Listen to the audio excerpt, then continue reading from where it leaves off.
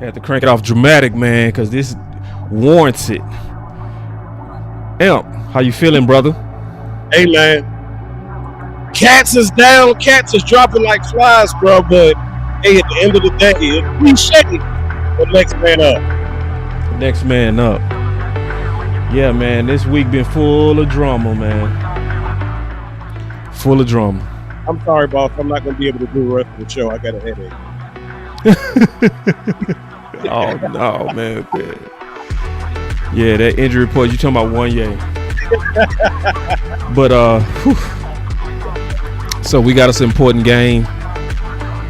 One of these East games, man. Mm-hmm. And see, them East games can go anyway. I don't care about injury reports when it's this game, you know? Yeah, this could be a dog fight. We got a lot of. Then they got the chance to make the playoffs based on today's results. Yep. Because right now, we got 11% chance on the playoffs, bro. If you lose. And then you got a 28% chance if you win. I don't even like that damn number, bro. I was gonna say you done lost too many NFC games already, bro. You lost to the Panthers, you lost to the Eagles, you lost to Chicago, and both those teams finna move the 4 wins this week. The Chicago Bears are finna put away the Saints, and then the Panthers, even with Bryce Young hurt, are on the cusp of putting away the Jets. So both the teams you lost to are finna move to 4 wins. Yeah. So they're not even talking about the teams you're chasing, because you're still chasing some teams ahead of you. So right. you wouldn't even be the first team to jump them if they had a mishap and slipped up. So the odds are stacked against you. You just got to keep winning. Got to keep winning. Yep. Today's stream is brought to you by Sleep Out. Go for a Hail Mary on your sleeper picks and win up to 100 times your money. Use promo code BCS and Sleeper will 100% match your first deposit up to $100 instantly. Yeah, man. So we got to stay alive. So the best news, though, is we losing Trayvon Diggs while they lost a lot of weapons. Correct. They're down 3 wide receivers. So that evens out that advantage, or the would-be advantage, right? Yep. So, yeah, man. So, I mean, we still should win this game, and we've been without Diggs before for a while. And we've been all right. Because guess what? We still got our stud, Deron Bland. Hello. Well, listen, we still got him. So, with no threat, like Boss said, it's even. So, at the end of the day, it honestly, to me, I'm sorry. We still have the advantage. Because we got Pickens. We got a slew of guys behind Pickens. But he getting his dog back today, his newfound dog in CeeDee Lamb. So you got the dynamic duo. I know we've been talking about running back duo, but you got your receiver duo today, and that should be able to help you against a team who has been struggling to defend the pass. They've been pretty good against the run with the exception of last week, but we should be able to exploit them. I actually anticipate Shoddy opening this game up. And y'all know me. If you watch the watch party, you already know. Hold on, let me get my Donald Trump on. Let me get my Trump on real quick. You know that if we have the dynamic duo, Shoddy will probably open up in the pass game. Hello. And then we'll back him up that way, and then we'll run Javonte Williams and whoever else might be behind him in the running game. We'll talk about that later. Man, I appreciate it. Ball's already dropping in the cash app. What was you going to say, Amp? Blessings. No, that was Henny. Oh, nah, man. I'm just going to say this, man. Like, I agree to an extent. Like, yeah, you get CeeDee Lamb back. There's going to be a lot to deal with. You can't double everybody. So somebody going to be able to get the ball. So I agree with you. It's a great advantage to have. But they run defense ain't all that either, dog. Like, it's better than their. It's better than their pass defense, but we played much. Yeah, I mean, everybody defense is better than our defense. But that don't mean nothing. You know what I'm saying? If you got a better defense than the Dallas Cowboys, whoop-de-damn do. You know what they say? Whoop-de-do. You know what I'm saying? Whoop-de-do. You know what I'm saying? But Yeah, they won the worst run defense in the National Football League as well. I'm looking at it right now. I got to count down. I'm up here from worst to from worst to best. So Miami got the worst run defense. Cincy, the Bills, then us. So let's see. That's 32, 31, 30, 29, 28, 27, 26, 25, 24, 23, 22, 21. And then they come in at 20th. So they are a bottom of the barrel run defense just like we are. So I think you can have your way against this team. Because if you're running the ball at a high clip and you're able to utilize play action, there's not really much they can do about it. I don't think that they played a complete offense like this. We're going to have all our weapons, CeeDee Lamb. And people forget about the return of Devontae Turpin. We've been playing with less than ideal field position. Yeah, we've been playing with less than ideal field position for a lot of these games because Turpin has not been out there and the guys behind him have not been really adequate. So now you might be able to be specific, dog. Goddamn Blue has not been successful. Say that. Blue hasn't, but none of them have. Let's be 1,000. We can just say Blue, but none of them motherfuckers have been good in the return game. The punt return or kick return. You know what I'm saying? So thank God that Devontae Turpin is back. Then you already had the emergence of Ryan Flournoy. So the Dallas Cowboys have a litany of weapons at their disposal, for this must-win matchup. Yeah, man. So, yeah, man. You got you some juicy ass slides we can talk about, man. Some juicy. See, that boy he ain't keep the gossip. Hey, cause I just be talking about what I'm talking about, man. you keep the gossip, bro. Let me see. Don't ignore that goddamn screen. Let's go ahead and go with this, bro, because this gonna open us up right here for sure. Does it sound like the Cowboys will be looking for a running back in the trade market before the deadline? No, we feel good about the running back situation. Of course it's Steven. Of course you. Oh man, I can't spit it. And then I got a little bit of validation, just a little bit, because see GMs out there like Dallas need a running back. You know what I mean? Where'd you find this? Yeah, man. They out there talking that good ball, bro. See, the Cowboys have let the league know they are open for business. They are looking for defensive help, which obviously they need to get an edge, in my opinion, for sure. They need an edge. Correct. Absolutely. But one GM argued they actually should go get a running back.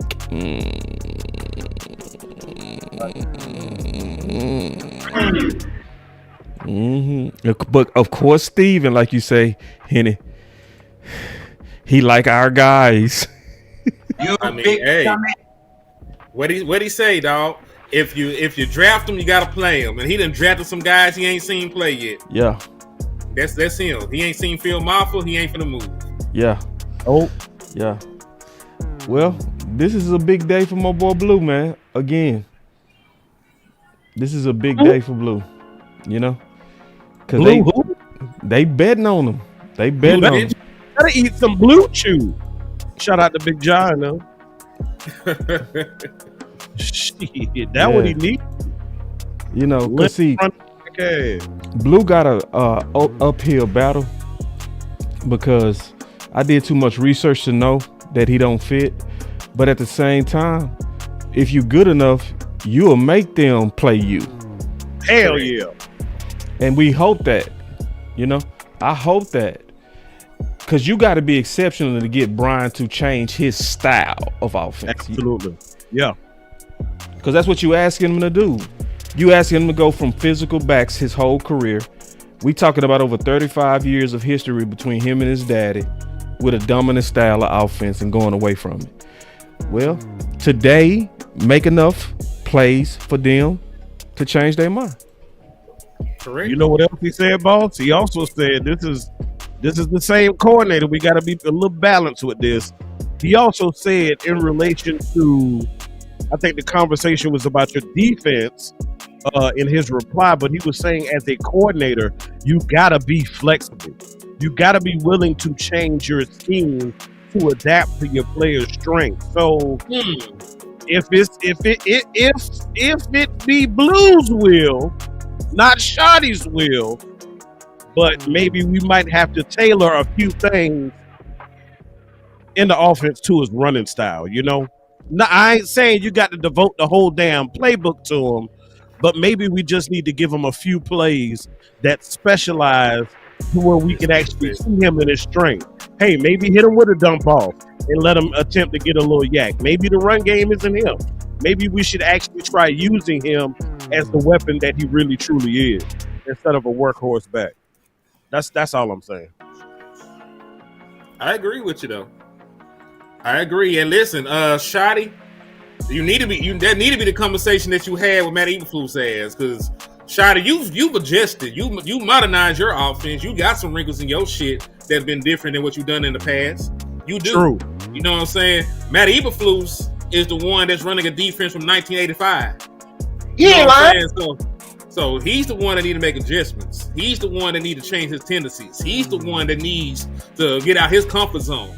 Because if you're comfortable with mediocrity, you know, you need to be comfortable being unemployed, in my opinion. You know what I'm saying? And I don't give a damn about no government shutdown. You know what I'm saying? Like, if you lose your job, you can't get food stamps right now, my nigga. So you gotta have to figure that shit out. You need to go get your ass out there and make sure that you ain't in the unemployment line. That's all I'm trying to say. Because you would be on the first thing smoking if it was me. Now, I've been trying to get cuz out the way. But you know, I've been trying to, you know, salvage this season. Because you know, all you gotta do is get in, really, man. You got the slide when I talked about the teams that the won as being wild cards and shit. If you do, please pull that up. Thank you. Because all you got to do is get in. And this is the reason, you know, why they're reporting that Trey Henderson is not available. This is the reason why they're reporting that some of these guys on struggling teams are not available. Because over 10% of the teams that have won Super Bowls did so as wild cards. So all you got to do is get in, and you have a fighter's chance. The Oakland Raiders did it in 1980. The Denver Broncos did it in 1997. The Baltimore Ravens, I did not realize this. They did not even win their division in 2000. But we remember them as one of the best defenses ever. You know, that was a historical run they went on. Pittsburgh Steelers, 2005. We all remember us getting upset by the Giants when we had that super team. Don't remind me about that shit, man. Hey, I had to. Matter of fact, Mike McCarthy. Kudos to Mike McCarthy, because him and Aaron Rodgers won a Super Bowl as a wild card. People forget the Chicago Bears won a division that year and were like 11 or 12 win team, and they ran the gauntlet all road games to win. Tom Brady last championship, wild card team. So point being, all you got to do is get in and have a chance. It don't really matter how you start; it's about how you finish. That's why a team, you know, like the Cincinnati Bengals, you know, went out here and traded for a veteran quarterback to try and salvage their season. Because they get Joe Burrow back in December. All they got to do is stay around the rim, and they feel that they can win out with Joe Burrow. So, you know, teams value the opportunity to get into the playoffs with a franchise quarterback. You know, and we should be the same way. The same way that they made a swing to bring in a quarterback to right the ship, we need to be making swings to bring in a defensive player to help out. Because, listen, you probably are undefeated if you get one or two more stops on defense in each one of these games. He ain't lying. I need to get one. Not lying. Yeah, go ahead. You get one more stop in Philadelphia, he ain't lying. That game. You with one more stop in Philadelphia, you win that game. You get one more stop in the Chicago game. That shit don't go sideways. You're in that game boxing. You get one more stop against the Packers. That's a W and not a tie. You get one more stop against the Panthers, and that's a W and not an L. So you're really like one or two stops away in each one of these games, you know, from being an undefeated team. The issue is the stops never come because the people that get the stops ain't on this team just yet.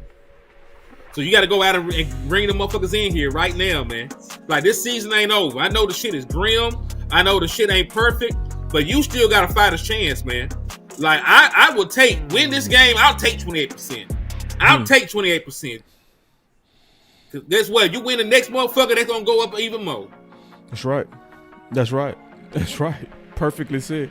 And going back real quick to the dilemma of Stephen Jones, in my opinion, forcing blue, is when Schottenheimer don't like that style, to Amp's point, he's gonna only give him about 4 or 5 plays. Right. So what it's really doing is forcing Williams to be a workhorse back way before December.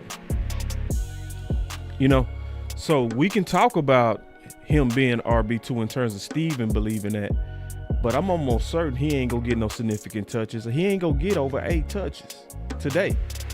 Now, if he get 10 touches, I'm gonna be shocked. But if he don't, that's gonna be another indication that Shotty really don't believe in that in terms of his identity that he wants for his offense, which is what it is. And then we gonna have to just kind of get louder about that. Now, you know, what we do want again though, what I want is I would want Blue to play so damn well that it forces Shotty to have to adapt his dominant style. But you gotta show me. It's too much what if with him. What if he break, boss? Man, imagine if he do this, boss. It's all this imagination, bro. When is you gonna show me? Real talk. So, man, yeah. So my boy Hen dipped out. So me and you, we got it.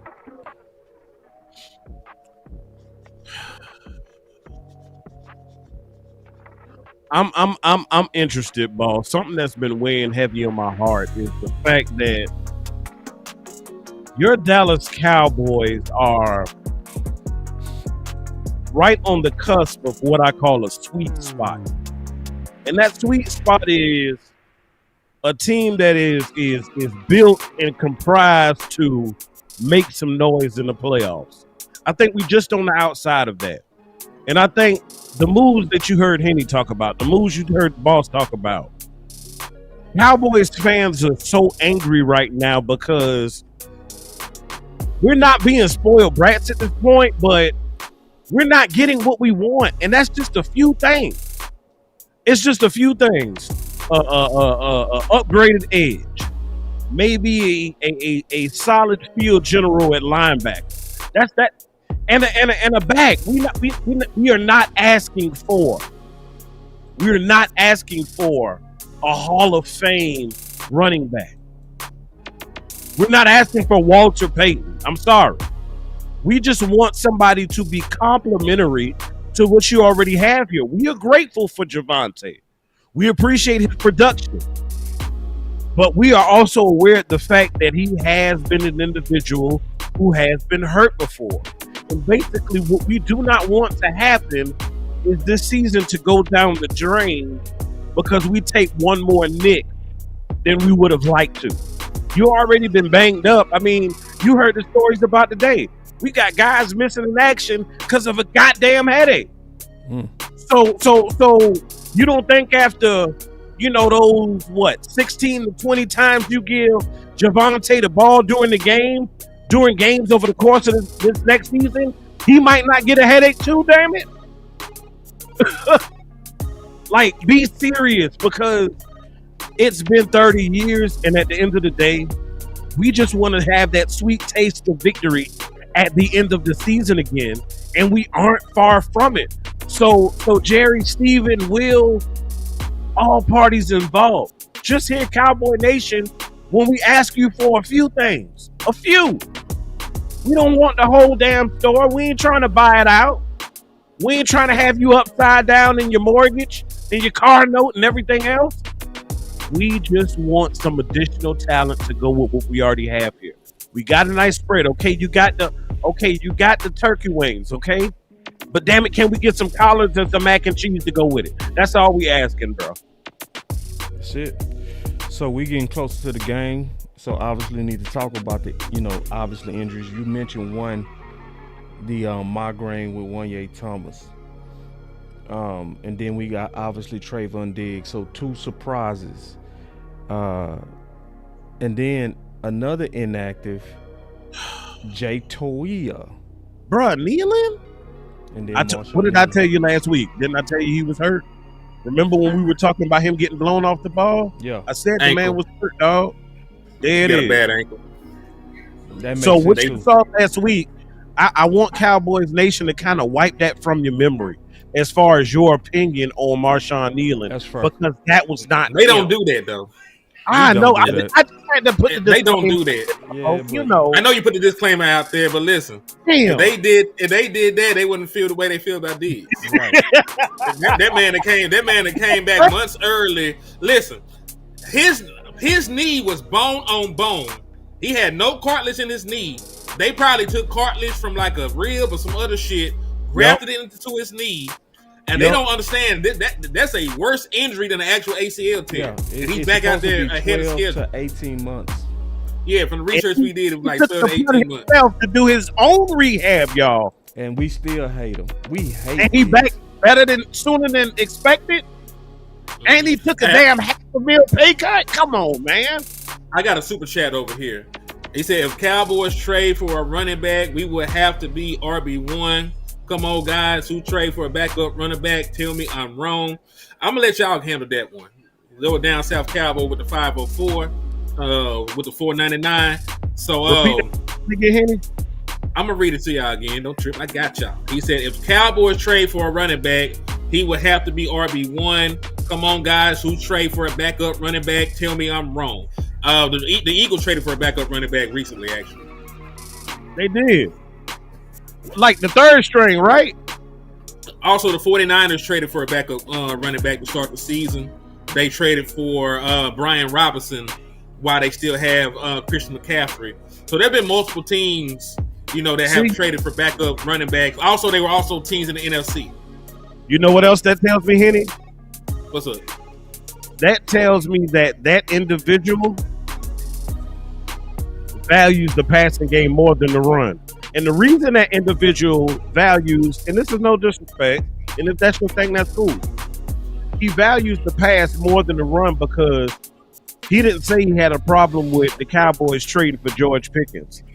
He didn't say and that was, we knew he was going to be number 2 or 1B, whatever he was. We still knew CD was going to be that dude, but you were okay with that in the passing game, but not in the running game. Come on, bro. And Henny gave you some great examples of other teams who have done so. So don't think the Cowboys crazy when they do so. And then to address his point, he said ain't no way they go trade for a backup running back. It would have to be RB1. That's the whole time we've been saying aim high. So we agree with you. They should be aiming high. That's exactly why the campaign we've been pushing is hashtag RB1 combo. So somebody that's going to come in here good enough to actually push Williams or even be better than Williams. That's always been an idea over here. It just makes sense, right? So, and I ain't got to go over the benefits. It's pretty obvious. I think I figured out a better way to explain it. Running back is a chain reaction position. And it's the position that give you the most chain reactions. It gives you the most chain reaction. If you get a running back, it's going to help Williams. That's going to be a chain reaction to a quality RB1. It's going to help, and it's going to save him to December. It's going to take pressure off of Dak. Dak ain't going to have to run it 40 times a game. It's going to help you as a chain reaction to rest your defense with time of possession. As a chain reaction, you go help CD. As a chain reaction to that, it's go help Pickens. You go help your offensive line not have to pass protect as much, which they don't like doing. Can I ask y'all a question? This kind of going back to the inactives, boss. Mm-hmm. Why is it that we've had so many different combinations of people hurt, and we've had to flex in different positions. You know what I'm saying? You might have to go up, or you might have to be a little thin at certain groups based off of the injuries that took place. But why is it that whenever we have Mozzie, we don't have Jay, and whenever we have Jay, we don't have Mozzie? Well, for Jay and Mozzie, it's not about injury. They're really just throwing shit out there and see if it sticks. Because if Jay go out there, if Jay had played a good game last week, Mozzie Smith would not be active right now. But because Jay got his ass whooped like the 7th round rookie that he was, they activated Monty Smith back. Like it has never been about health with the Monty Smith and Jay situation. They need to just pick somebody and just roll with their ass. Matter of fact, just make them both active at this point because you need to deal with the I would like to see them actually against the same competition to see who does better. You know, almost kind of like what you do in the preseason. I mean, shit, we into the thick of it now, but if you still have question marks at that position, then goddamn it, just go ahead, let them boys fight it out when it matters, and then make a decision. And as Henny just said, goddamn it, stick with it. Because that moving back and forth, you'll never get consistency. You can never see a guy improve if you play his ass one week, then send him down the next week. How can anybody get any rhythm? That's the same thing we be talking about when we talk about the run game. I know I'm kind of all over the place right now, but what I am seeing from the organization as a whole and a lot of different facets is resistance to consistency. Can we please get some damn consistency this week? Can the players who actually you put in and they play well, can you leave them in the goddamn game, please? It's annoying, man, because this team can never elevate to the level as long as y'all keep meddling and tampering with stuff. Put it on the shelf and leave it alone if it's doing all right. Yeah, to be honest, man, it got a smell to me. To be all the way honest, it has a smell of sponsorship bullshit. Ooh. You know what I mean? Just that sponsorship, bro. It's like we bet on this guy. We drafted this guy. I didn't draft Mozzie because Mozzie been playing better than Jay, bro. Thank you. Period. And he always been playing better than Jay. You know. See, what you get with Jay is pretty much one thing. He might hold up, and when he don't hold up, he getting blown up. At least with Mozzie, he go occasionally hold up, and he go get off blocks and be able to assist on tackles. You getting more with Mozzie. Yeah. And it's clear to see if you look at it. It's clear to see, but a lot of people be having opinions on the trenches, and they don't even look at the trenches. They don't look at the trenches. Because it's hard to look at the trenches. It takes most of the times I don't even see what's going on until I go watch the film after the game, where I'm fully concentrated on watching the trenches. Yeah, we was talking about Mozzie still. Yeah. All right, cool. Man, shit. Just hope he plays well. That's all we can say. If you want Mozzie Smith to keep playing, he has to play well this game. Yeah. Because listen, if he don't, they're gonna keep pulling them, and they're gonna try Jay and everything else. Yeah, that bullshit. So hey Jay, you know Mozzie, just go out there and show why you were a first round pick, dog. Like you got the skill set, you got the strength. You've been working on your craft. Like it's in you, dog. I just need you to put it together, because that's the only way you survive. But remember, we needed somebody to step up and make a play when Jack Sanborn was out, and they did not do that. You know what I'm saying? It might have been one of the worst outings for your linebackers the entirety of the time. So now Jack Sanborn is healthy again. Jack Sanborn will get a spot back.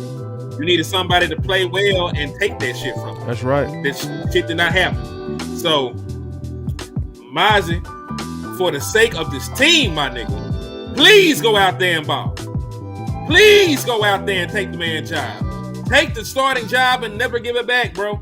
Yo, and you don't even take jobs unless it's big plays too, bro. Generally. Got a super chat, boss, from the big OG Rodney. He said potential trade in-game injuries during NFL Week 7. The Titans defensive tackle Justin Simmons had a hamstring injury, and the Raiders defensive end Max Crosby had a knee and a back injury this game. Correct. Well, does that mean they being made available for trades? I think that's where you're going with that. Max Crosby got hurt for real. They got hurt for real? Max Crosby did. I didn't see Jeffrey Simmons. Matter of fact, they had said before everybody except for Cam Ward and Jeffrey Simmons was available. Right. They would trade anybody but them. Right. So they were already made. They already told the world they were untouchable. Hands off. Yeah, they did. Yeah, they said, "Listen, we'll give you Sneed. We'll give you Sneed, the former All-Pro corner. We'll give you our starting running back, Tony Pollard. But you can't have our franchise quarterback, and you can't have our disruptive defensive tackle."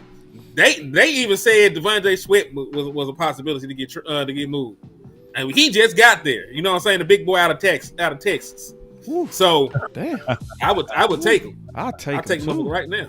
But point being, like I don't think that those were like put them up type of situations. Like Max Crosby looked at distraught on the sideline. That shit was for real. Hey, let me ask you this, because the homie JVB boy brought up a good point. So the first question is, well, it's a statement, but you can tell me how you feel. Sam Byrne is active today, and I'm curious to know how y'all feeling. How this second level will respond today. And then he asked a very good question, and he said, "Why won't they elevate Isaiah Lamb?" Well, I'll answer it, and then I got a super chat I want to read.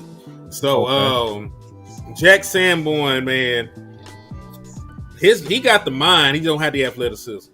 So I think in terms of, I think you'll be maybe a tick better in run defense with him out there. Not that he's going to go out and make any crazy plays, but he's just not going to be out of position too much. You know what I'm saying? So I'm not a big Jack Sanborn supporter, but I'll be fair. Like we had our worst outing as a run defense from our linebacker without him out there. You know what I'm saying? I'm not saying it's just a point per point correlation, but it's fair to consider it. So I'm sure that Jack Sanborn would do all right. He ain't got no athleticism. And that's the bigger issue. When you're a zone heavy team like that, and you got to ask this man to drop back in coverage and run people down and shit, he can't really do that too well, bro. He's not Sean Lee. Like Sean Lee, and listen, Sean Lee was a better athlete than Jack Sanborn. And like folks be like, well, Sean Lee he was a better athlete than Jack Sanborn. Way better athlete than Jack Sanborn. I want y'all to remember that shit. Yeah. And I really didn't like y'all motherfuckers making that comparison. Because listen, I don't like that shit. The same way that y'all compare every black quarterback to each other, y'all can't compare every motherfucker white linebacker to each other. You disrespected the fuck out of Sean Lee. You did. Talk about Jack Sanborn and Sean Lee. Like Jack Sanborn, Luke Kuechly. The only thing they got similar is the Caucasian persuasion. That is fucking it. They don't play nothing alike. And that was lazy. That was lazy ass analysis. Because you turned on the motherfucking film, you would not have seen Luke Kuechly. No. You would not have seen Sean Lee. Because Sean Lee and Luke Kuechly would have never been on motherfucking special team. Ooh. Quit playing. And real quick, Down South Cowboy hit me with a $1.99 for the super chat. And he said, "What running back one y'all want in a trade today?" Tony Pollard. Because he running back one over where he at right now. So go ahead and trade for Tony Pollard, have a reunion. I wouldn't be mad at Tony Pollard at all, but I would take Chubb over him. I would take Rico over him. Yeah, I would go right back home and go say, "Hey, Rico, what's up, man? Come on back home." Especially how you whooped our ass. Yep. Kamara. You're right. I would take Kamara, but I would be happy with all of those. Every one of those, like every one of those is because some the only reason I didn't bring up Chubb and Rico because them niggas winning again. So right. That's right. That's right. They probably gonna be more resistant. Did they win today? They're 4-2, 4-3. Bitch. They won. Listen. Right, they've won 4 games, and the Chicago Bears have won 4 straight after starting 0-2. Hey, hold it down for me, man. I gotta go take some Tylenol. I'll be right back. Go ahead. Oh, he got a headache. For real. I appreciate that, Down South. He said he liked that. All right, cool. So yeah, man. But for real though, like the Dallas Cowboys, there are options out there. It's just a question of will they be proactive and go out there and make the moves required. Right. Will they be proactive and go out there and make the moves required to get these guys in the building? Because I'm sure that you can find people, that are worth the time and the talent. You know what I'm saying? That there are guys that are obviously right now at this point in their careers better than Jadon Blue. There are guys out there, obviously, better than Phil Maffa. There are guys out there, obviously, better than Malik Davis. I'm not even asking y'all to do the unrealistic shit. I didn't say trade a first for Bijan Robinson and they a playoff contending team. I ain't say that, even though I would do it if they were open to it. You know what I'm saying? You goddamn right. But I'm asking y'all to spend a late round pick, to get some reinforcements in. So if anything happens to Javonte Williams, you ain't got to rely on these unproven running backs. That's all we're talking about.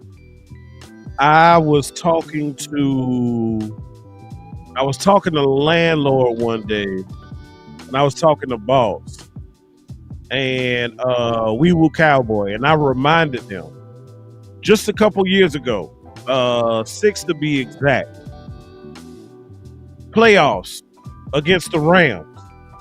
The Rams had brought C.J. Anderson just a month before the season concluded, and he gashed our ass for $1 and some change, y'all. And guess what?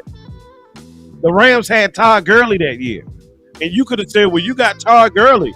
You don't need nothing else. And guess what? They ran both of them goddamn back to the Super Bowl. Todd Gurley and C.J. Anderson. Matter of fact, when they played us that game, both of their asses had over 100 yards that game. So that's what I'm saying. See, those are the type of moves when I'm talking about teams who are right there on the cusp and decide to make a move or two, not breaking the bank, but just to shore up your roster. Now, going back to Henny's point when he was talking about Jack Sanborn, I'm just about to be crazy right now. Y'all know him. Go ahead. In the case of Jack Sanborn, that white man can't jump. We don't compare everybody to each other just because they look a little similar. But in that case, like Henny said, he has the mind, but the athleticism is not there.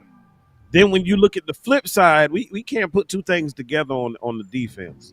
But when I talked to my pastor today, and he said, well, the reason the team is the way it is, guess what he said, Henny?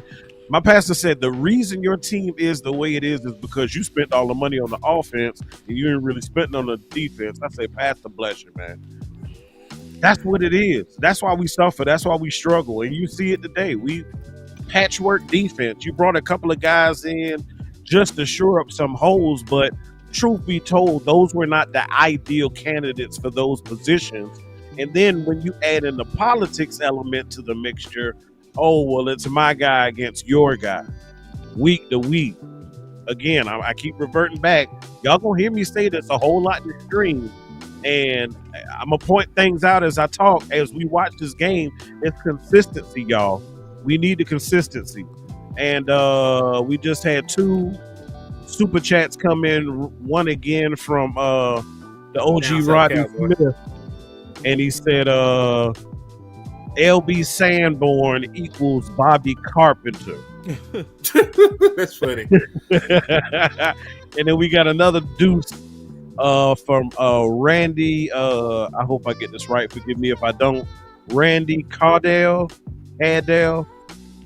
sent the deuce, and he said, Boss, how much would we give up to get running back Chubb? 7. Good question. Not much. 7. Not much at all. 7. And that's if they want to move him, because they already have a running back injury, and they've been running with him. And because Mixon probably going to be gone for the year, so they've been running with Chubb. Yeah, they're running with Chubb, and they're running with the boy Marks. So I don't think they move either running back because they already are at a deficit at the running back position. Then real quick, shout out to Miss Pam for the Cash App. Let me see if she had a message attached to it. Let's see. Boom, boom, boom, boom. It's a gift, so I appreciate you. And then Down South Cowboy with the $4.99 said, Amp, they actually got Anderson right before the playoffs. That's even worse. They got Anderson off the couch. It was December 18th to be exact. I know the goddamn date. December 18th. That's awesome. And the playoff game was what? January 15th, something around there? It was literally a month before the playoffs. What about and then he Rico, hit us with man? another Why we ain't talking about Rico, man? Because the team done won. They're in a better position than you. You keep asking. I know. Salute the Down South Cowboy with another $4.99. Even he beat the shit out of us. I bet he is. That's right. Yeah. He said Eagles just won a Super Bowl with a run. The Eagles just won a Super Bowl with a young defense, spent all their money on offense. That's a gamble you take, but they invested a bunch of first round picks on that defense. See, look you know at that. What I'm saying? Henny, I'm sorry. That's the goddamn problem. Not investing in the D. Boss, you ain't investing the D in my damn name either. You just like goddamn management, bro. Damn. Damn, my bad. It's all Gucci. But he's right. Jalen Carter was a first round pick. Jordan Davis was a first round pick. Quinyon Mitchell was a first round pick. Nolan Smith was a first round pick. We can keep going and going. You know, like they invested heavily, you know, on that defense with first rounders. How many first round picks do we got on this defense right now? Maybe 2. None that we actually drafted. Kenny Clark is the only. Well, no, Kenny Clark and Monty Smith. So 2. Right. Kenny Clark, who we just traded for, and then Monty Smith, who barely plays because they have an active one game. You have no first round picks in your secondary. You have no first round picks at your linebacker position. You have I guess Kenneth Murray, if you want to count him, journeyman linebacker. It's like his third team. This is his third team, man. 2 from the team and 1 from the team. Yeah, 1 from the team and then 2 former washed up guys that been bounced. Well, not Kenny Clark. I like Kenny, but Kenneth Murray just shouldn't count. Like you can't be a draft bust and I count you as a first round pick. Hey, can you keep your eyes on them super chats? I sure can. Because I got a text. And we got another one came in from Mr. Do I make you Randy? He said by far best fit, but then who? Because we need one. I guess he was talking about running back.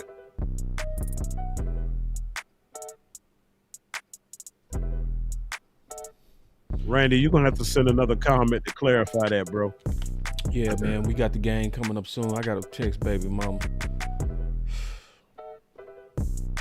Everything Gucci? We'll see. Uh-oh. Oh, them boys in the icy whites again today. Hey, man. Damn, he ain't on. Bro, I just got to say, you know what the day is, dog? What's that? I just looked up. Today is October 19th. Mm-hmm.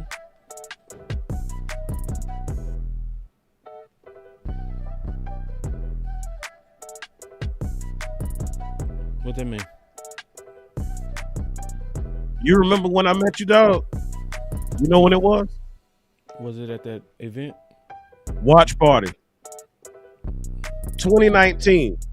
Jalen Smith. You see that date? At that event? Oh, yeah. The date was October 20th. That was the date of the game. Oh, wow. But the date of the actual meet and greet was October 19th. Yeah, so I have officially in person now known my homie Boss for damn 6 years, man. That's what's up, bro. That's where I met you, yup. Yes, sir. She would be dropping up after. Yep. You and the homie West Coast.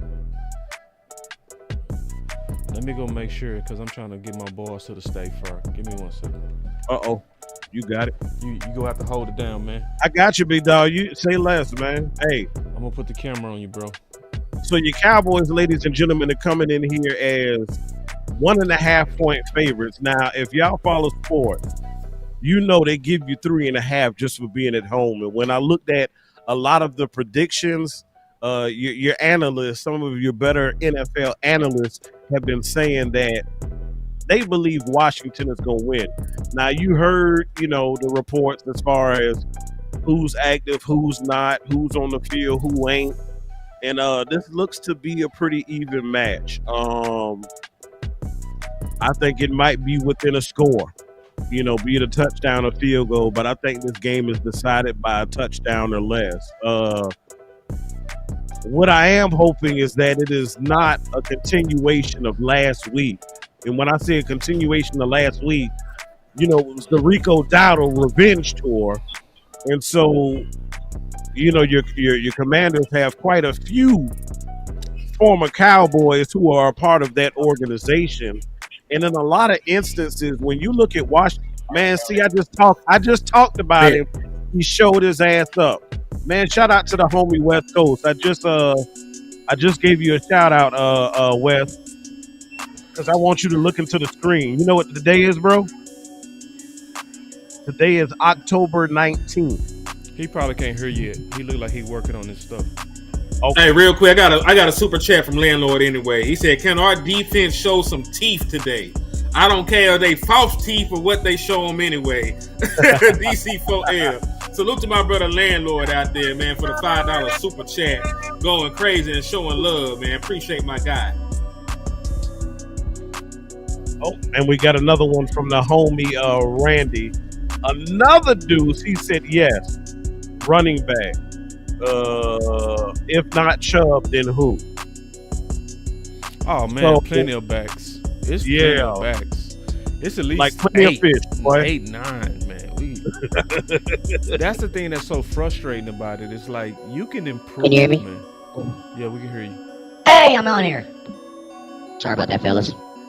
Why you sound? Boy, you got a chipmunk Hey, voice. can you hear me? Can you hear me? Because I think I got this crazy thing on it. I'm gonna figure it out. I'm sorry. Can you hear me? Can you hear me? Yeah, I can hear you. We can hear you. Hello. Now I sound like the Oh. There you go. Bring You Barry. are. Hello. Can you hear me? Can you hear me? Am I clean now? Yeah. All right, sorry, but I got this sound effects thing on there, and I be messing it up sometime. I'm sorry. Now we getting ready to kick it off, man. It's game Here time. we go. Hey, we starting on offense, so y'all know what time it is. If you follow this watch party, I need to see them fours in the chat. And just like that, number 9 has showed you his value in being back. Man, special teams already giving your offense a little boost this game with the field position, because we started pretty horribly last week, which made drives a little bit more difficult. Man, and he hit it so fast, bro. He made it look effortless, real talk. That's your receiver 4 right there. Yeah. Ooh. I see it. Yeah, I see it. I see it. Ooh. Yeah, I see Nah, I'm gonna do you like you do us. I love Nah, them white helmets. I love them white helmets though. Pound on that, dog. You gonna have White to helmets are expound fire. on that, dog. Oh man, shoot, my boy Floyd know wide receiver 3. Yeah. But right now they ain't doing that. They got Yeah. Turpin as wide receiver 3. They will try to start the game off with a. I mean, to a point, they could be interchangeable depending upon the situation. Run the 5, bro. What the fuck? I know, Trick right? plays out the gate. and What? shit. Oh, Ferg in What motion. is You on the side? Is it the Ferg? Nope. Ooh, they heard you, boss. Ooh. Ooh. They ran the ball. Ooh, ooh, ooh! I almost flipped the table over. Ooh. But say right now, Turpin is the wide receiver Block, 3, Pickens. obviously. Ooh, I see I'm kind what of you behind said. you guys, so I see but what you said. I'm watching. Ooh. Man, it Look. feels so good to see all them big balls out there, Booker. Bro, Pickens Hey, said, Turpin with brilliant. that block. Y'all see Pickens with that block on that? See, That's- when you get Pickens involved, he gonna want to block for you. You hear me? If you feed him, he gonna do the full job. Damn it. That boy Pickens is with that back. nice ass block right there. that boy is back. I like Welcome that. back. That's what I want to see. I like to see them crackbacks in there by the receivers. Well, he peeled his ass, didn't he? Yes, he did. CD Lamb. We ain't got no button for Lamb. Behold the Lamb. I could work on it. No, don't do CD. it. You go get a copyright strike. How you be doing shit? Nah, I'm a chop. I don't learn. What's up, Coach? Coach in the goddamn building. Ferg with the. Hey, every first drive. Man, I so like doing. I know that Ferg.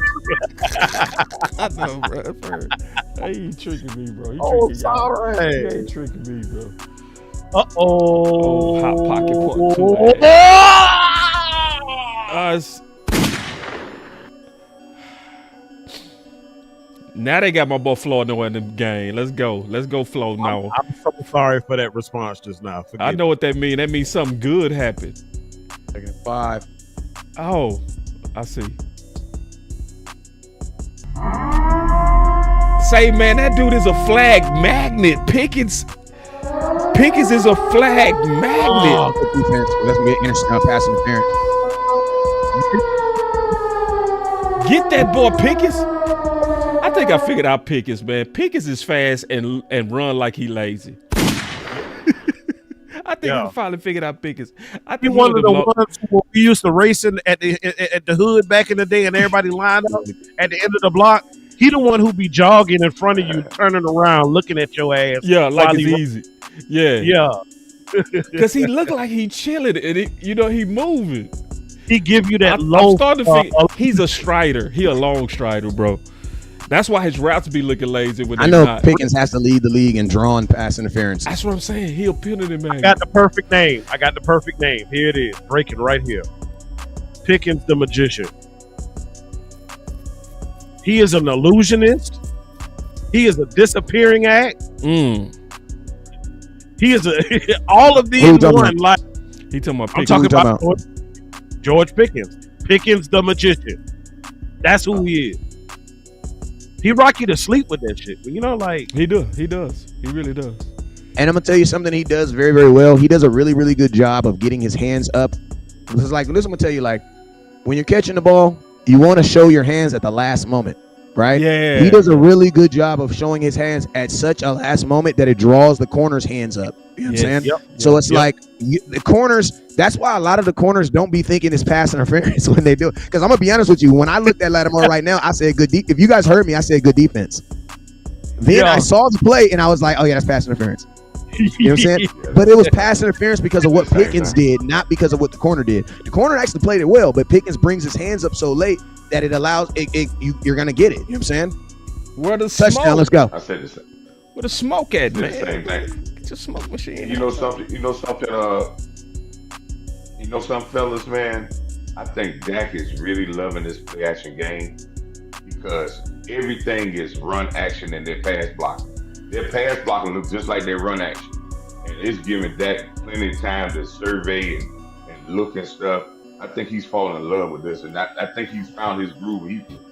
He gonna say, "Hey, man, let's keep running this play action game because it's giving me time."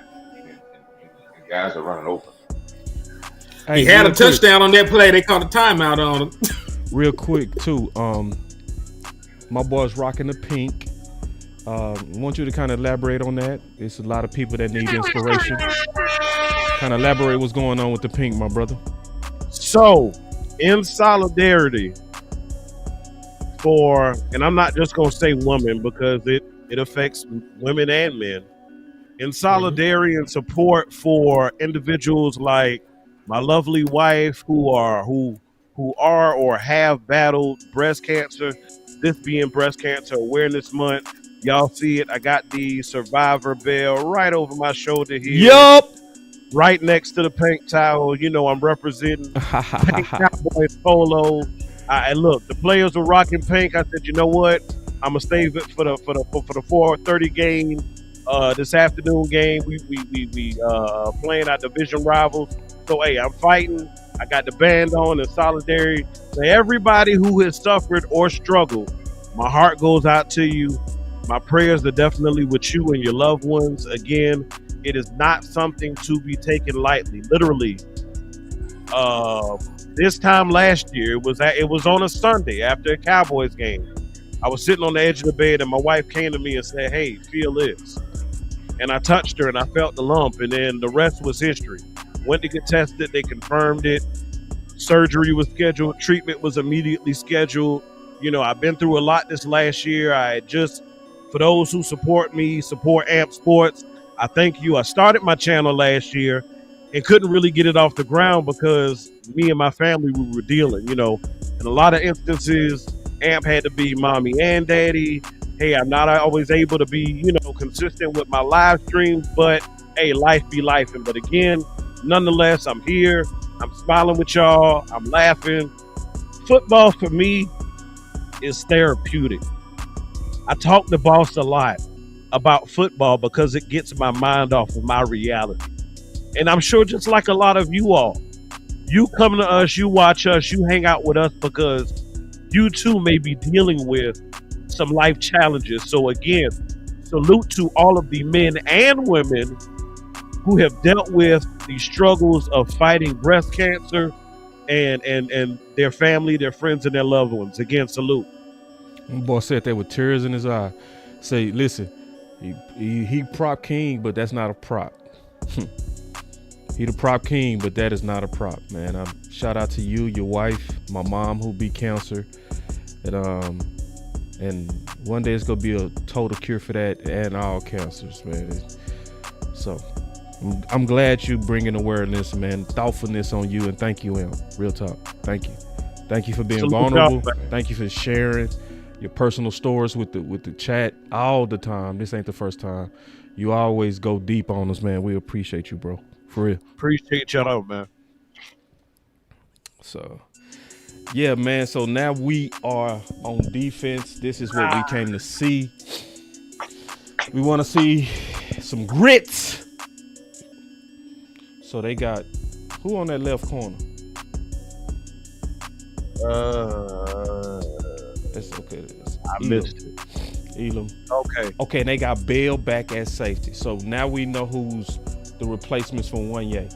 This is one of those times where we might be laying down in green pasture again, where injury to Wanye could open up opportunities for Bell. I always felt like Bell was cheated. I felt like he never got the looks he's supposed to get. Yeah. Dude had the courage to play middle linebacker. He should have been rewarded for that. Should have. Good play, K9. Boss, I also think you made a very interesting point. I think it's a couple weeks or maybe last week. We need to see these other guys, man. It may be time to change the whole safety room. Yeah. To a reset. And I hope that done move some of these other guys like Woods and all them should have moved up on the list to try to get their chance to see how well their young ladies can go out here and do things. You know what I'm saying? Amen. Yeah. But great You play know what? by you know. Go ahead, Coach. You got it. Yeah, one thing I want Bill coming out of Florida A&M. Bill was a very aggressive. They said his coverage skill, but he was a hitter. He was very aggressive. That's why they said that they could probably move up because he had linebacker mentality. So if he can get back to that, man, that's the first thing I just want. I just want to see the defense get physical. I don't want to see a physical defense, and then everything else will work its way out. Yeah. You know what I am interested in, and that's that great sequence right there. Your defense is, hey, I'm gonna go ahead and preface my statement with this. I've been kind of alluding to it, but this is a point that I want to add. With Coach Marv does a marvelous job. He has an awesome list of his points to the game, but one that I have come to, and it's funny because after I said it, I heard it echoed on .com this week, but the Cowboys got to get 4 stops a game, and we get our first one right here by making the Commanders punt in the situation. Ooh, did he down that ball?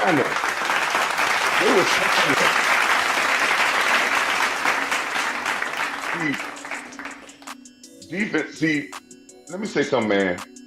Defense, when you go to the sideline, even though they got to punt the ball, you should take that as a diss. That they come out in the first possession and they're going to try you on 4th down and 3, like, well, you know, we can get this 4th down. They're trying you. That's a disrespectful way of going at us. So, hey, put that in your memory bank, defense, that you're going to make sure that they don't try you like that no more. Coach, something I want to add to that I saw in real time. Looking at Jaden Daniels, I was speaking on another subject, but looking at Jaden Daniels, when that 3rd down play was over with, Jaden Daniels basically kind of motioned to his defense like, man, get y'all ass back to the line. To me, that looked like that was his call. Like, man, 3 yards, man, we going to be able to get that. And that proves what Coach, looking at his body language, that what his body language showed is what Coach just said. Yeah, real quick, shout out to JVB Boy for the Cash App, man. He said, keep your feet on the front office neck. Damn it, we will, man. We're going to keep pushing and fighting the good fight, man. But, hey, great defensive stand, man. Yeah. With that back-to-back plays of man coverage, It looked like it. Hell yeah, it did. It looked like they gonna go. That second. Let me explain something here. Let me explain some of that man coverage.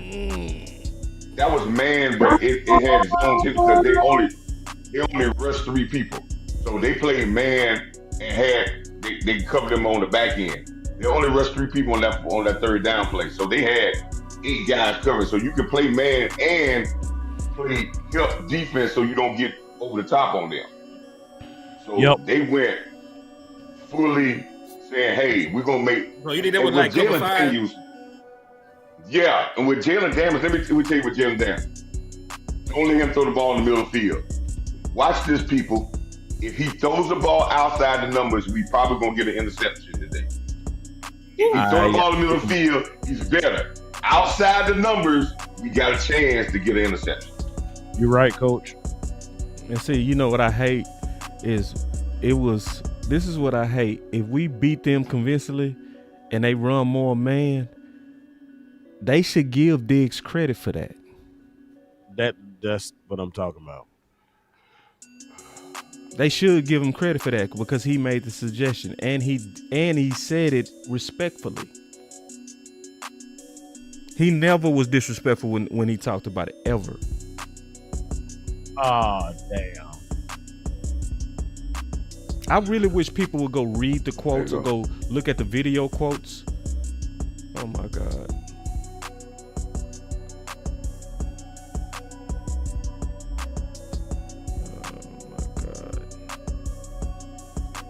Jesus Christ, Dallas.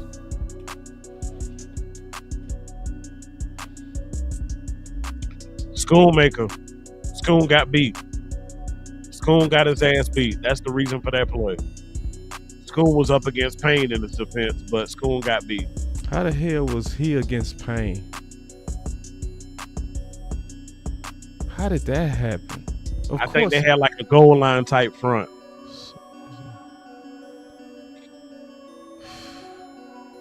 He could win that matchup 99 times out of 99. Probably 100 times, real talk. Schoon ain't got it any. 1,000 out of 1,000. Yeah. You know what happened on that? And you're right, boss. You're right. And this is the sad thing, and it made me almost throw up. Yes, we should never have Schoon on the defensive alignment on the defensive alignment down there. But we watched the film last week.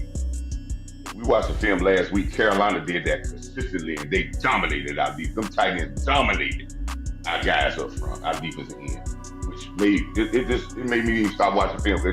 All of them just get dominated by 82.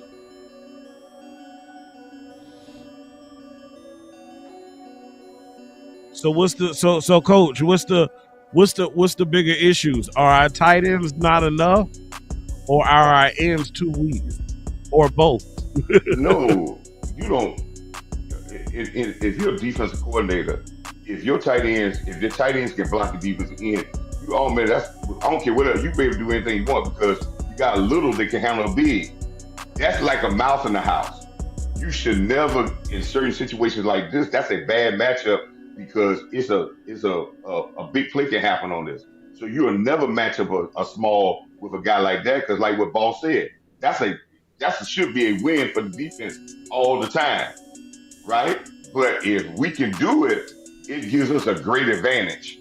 And like last week, Carolina could do it, which gave them a great advantage on us because they got to the point and said their tight ends can handle all our defensive ends.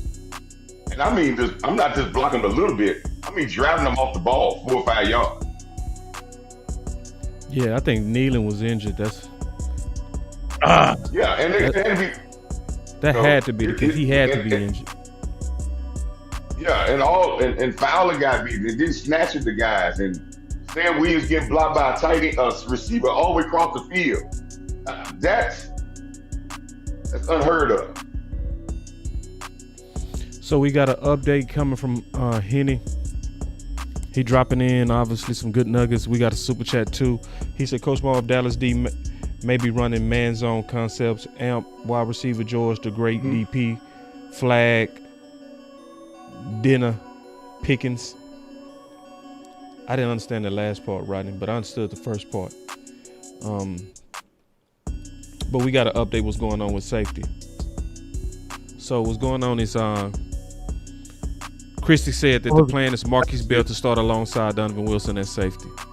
I was going to ask that question because my question to the panel would be, how do we feel about quote unquote 2 box safeties being in our defensive backfield? I don't feel comfortable on the back end with Donovan Wilson. I just want to see Bell on the field, period, so we can grade them.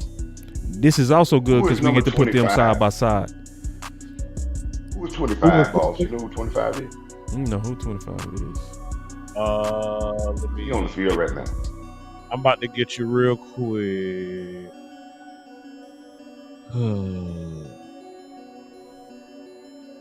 Now, even though Sanborn is active, they ain't played yet, has he? They ain't played Sanborn yet. I ain't seen him out there yet. Right now, you got James and Murray. Good stand-up defensive line. Very good stand-up. That's the way you play defense. Stout at the front, at the top. Last week, man, we got guys taking sides, jumping around. Man, it looked totally, just said it. It looked totally different. It looked totally different from what the Jets game is, man. It's totally different. Like it was like we had a whole different uniform, like with different guys out there. Who they go at? Around Wilson.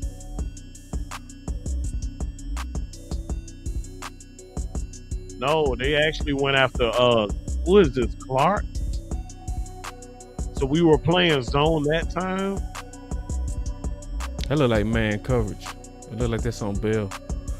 Oh, the way Bell reacted.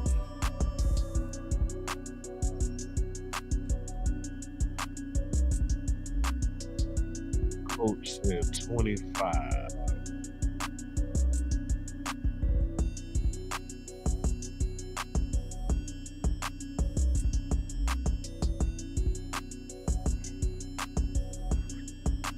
That looks like confusion because everybody else is playing man, and Bill let the man go. And then start chasing him like.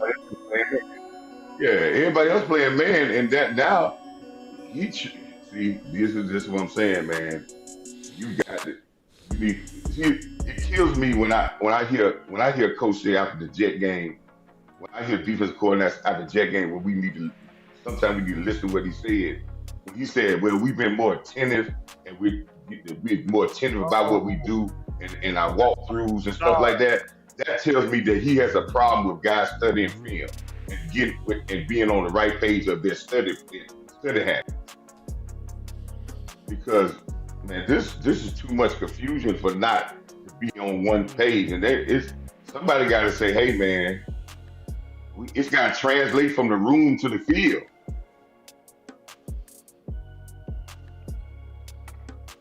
Yeah, they definitely playing more man for sure. They challenging them a lot better. They pressing up and everything. And to answer your question, Coach, number 25 is, forgive me for the pronunciation, but it's Triquezi Bridges. God almighty. Who was 25? You'll figure that out. I just said it. Triquezi Bridges. Okay, I don't know who that is. He is third on the depth chart behind Bland and Elam. That's one of the guys that they brought in. Those two guys, number 27 and Trez came. Both of them came together. Well, they be targeting the hell out of Murray. My bad. They be targeting the hell out of Murray and going. And they going for 2. Yeah. Come on, y'all. Watch them tight ends. Watch the crosser. See, that looked crazy, man. That didn't look right. That coverage didn't look right. Good job. Well, you got a spy, one. And then you got a number 50, James. If you play in zone, James, you just can't stand one damn spot. You got to deeply float. There you go, Bland. They disrespecting us, bro. They disrespecting us, bro. Like, bro, even that Jaden Daniels scramble just now, it was like, bro, get your ass off me. Like, they really feel. You look at their body language, they look like they really feel like we can score on these dudes. Yeah, like they disrespecting the hell out of us, bro. Good job. But again, that's an attitude that their coach instills in them. See, when you educate your players and you school them and you build them up with confidence, they play to this level, this type of confidence. Like, damn it, I feel like I'm supposed to be on the field with any damn body. Yeah, fire Murray to the sun. Let's look at football IQ, and I talked about that this week, which I think our defensive IQ of our players is trash. It's not that weak. It's not really good. James, how you done play? James, I know you done played linebackers. You done played zone and linebacker all your career, probably since the beginning of the time. You understand when you play in zone, when you drop, you can't stand in one spot and don't move, and you talk about the zone. All this motion going on, and you drop back and stand in one spot and stand there like it's gonna come right to me. I just don't understand, man.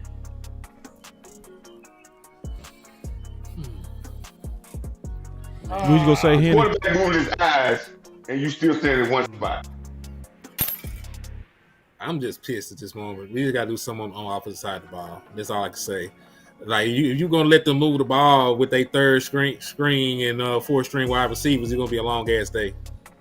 I mean, they're gonna move the ball, man. These NFL players, they play, man. They on the NFL team to play, man. It's not about fourth, third, fifth grade. I'm watching guys all over the NFL in the fourth, fifth grade guys who move the ball. We lost the momentum when we gave up. That's a bad play when we gave up momentum.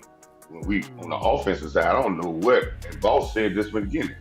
I don't know who designed in a time down by the goal line where they can get a momentum change to allow your third string tight end to block a defensive lineman. Yeah, that's not that time. No, maybe down at the 50, and maybe and guess what? This is the second time this happened. Right. Because if we remember back the Green Bay game, the only sack that Michael Parsons got is because he beat Ferguson on the goal line, because that was a natural win for him. Hey, real quick, y'all know what time it is. Offense about to come back on. So we started the last drive, that one play drive, on the damn nose of the goal line. But this drive, we have gotten a benefit already with Turpin being back, kicking it away from him. Better. So he tried to get it in the corner to pin him, and by doing so, 35. he was going and got into that sideline. So your defense will be starting at the 40. There we go. That's what I'm talking about. So already, let's work in this drive. 4's in the chat. And I want to shout out somebody right now after seeing a comment. Mr. Burns typed a comment and said, "We rocking at the game." Shout out to you. They are at the game and they still tapped into the watch party. What does that tell y'all? Man, that's dope as hell. Y'all are at the livest goddamn watch party ever. If they are inside of AT&T Stadium. Oh, boy, Elp, you my dog, bro. You held that. Hey, man, y'all clap it up for Elp, man. He don't show no emotions, dog. Let's go. Man, say that boy Pickens is a quality #1. And this is what I want to see, bro. I want to see somebody push CeeDee Lamb, bro. This is exactly what we seeing. Bruh, what I said, magician Pickens. Pickens the magician. Pulled that bad boy out of thin air. Let's go. Let me see Tolbert on this route. Man, wake that boy pick. Yeah, he a You magician, tell bro. it, dog. Yeah, see, he a long strider, bro. See, his routes be looking lazy. He just a long strider. Pound their ass. It's hard to break down Pickens, man. When you be looking at Pickens, you be like, He don't ever show it to you all. I like how he been blocking this game too. I'm gonna keep it funky. Y'all know, boss, get your nasty time button ready. I'm gonna just say it like this.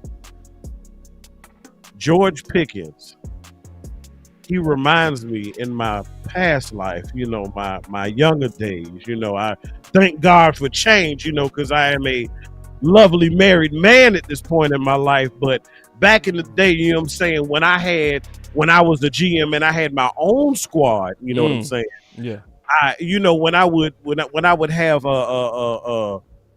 bedtime watch parties with my lady friends, you know what I'm saying? Mm-hmm. A lot of times when we got together, I ain't really give it all to them, you know what I'm saying? Like I was half-assing, as my coach would say, and a lot of times that's what Pickens looked like. He looked like, you know what I'm saying, he ain't really trying to hit it like that. He just giving a little taste, you know what I'm saying? Because that was enough to make her lose her mind. That's what George Pickens does. He gives you just enough for you to lose your mind and for him to snag that damn ball out the air. Shout out to GP. Are you with me? Nasty time. Ooh, I hit Mr. Nasty Time and the church button at the same time, boy. Yeah, I'm devilish today. And I'm glad we going forward. Yeah, as we should, because they tried you. Try their ass.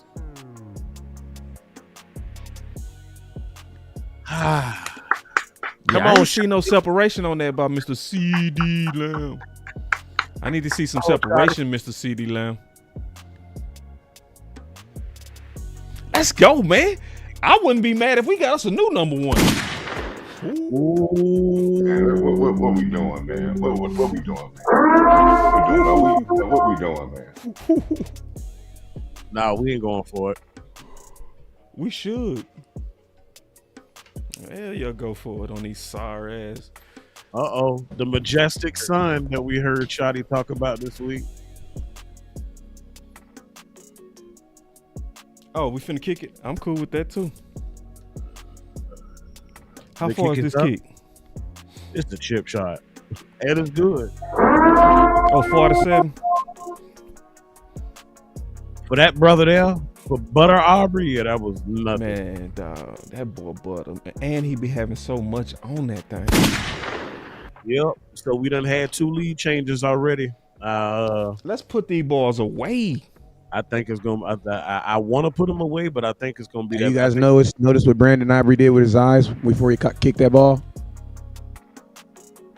He say a prayer. No. When he first sets up, he closed his eyes, and I'm a promise, because you know how like when you look at a light, and then you kind of like go blind. You go blind for like 2 seconds. You know what I'm saying? Like, or it's not that you go blind, but it's so bright that's all you see is the yellowness. You know what I mean? Appreciate that, Q. So what I think he's done is I think he's figured out a way to not let that glare in the sun when he's facing it affect him. He not reset saying that, it. Yeah, and I'm just saying that's something that's stupid. Smart. I mean it's crazy, it's smart, but it's like, damn, why you got to do that at your own stadium, bro? Yeah. Good observation on that, Wes. I got a super chat. The trick, my dog. Coach Q, dog. He said Payne was at DE, so tight end had to block him. That makes sense. Need a guard block to put steel on him and loop the tight end inside. I can explain G block if I need to. Appreciate that. That was just schematically smart by Quinn, basically. Exactly. He knew that would give him an advantage, and it gave him the fight. It did. Yep. It's a chess match, y'all. This ain't checkers. What you got, Henny? And I would say this though. I would like for us to stay. Again, we've been running the ball pretty well. I think we got a little aggressive. We got those 8 yards on that run. Anytime you get 8 yards on your first or 7 yards on your first run play on first down, I wouldn't look for trying to get the big play on the second down. But third down, I would have ran the ball again because it probably would put us at a 4th and 1 or 4th and a half a yard because we would have either got the first down or got close enough where it would have been a no-brainer to go for it. But I think we went back to the pass again. Let's kind of stick to that run game and get these first. The big plays are going to come. You got big-time receivers. They're going to come. Let's get when we keep getting first down, we're going to put pressure on them. And guess what? Then the plays are going to come easy. Good show on by the offense so far, as usual. Man, defense, come on, man. I need y'all to start holding people to 21 and under, please.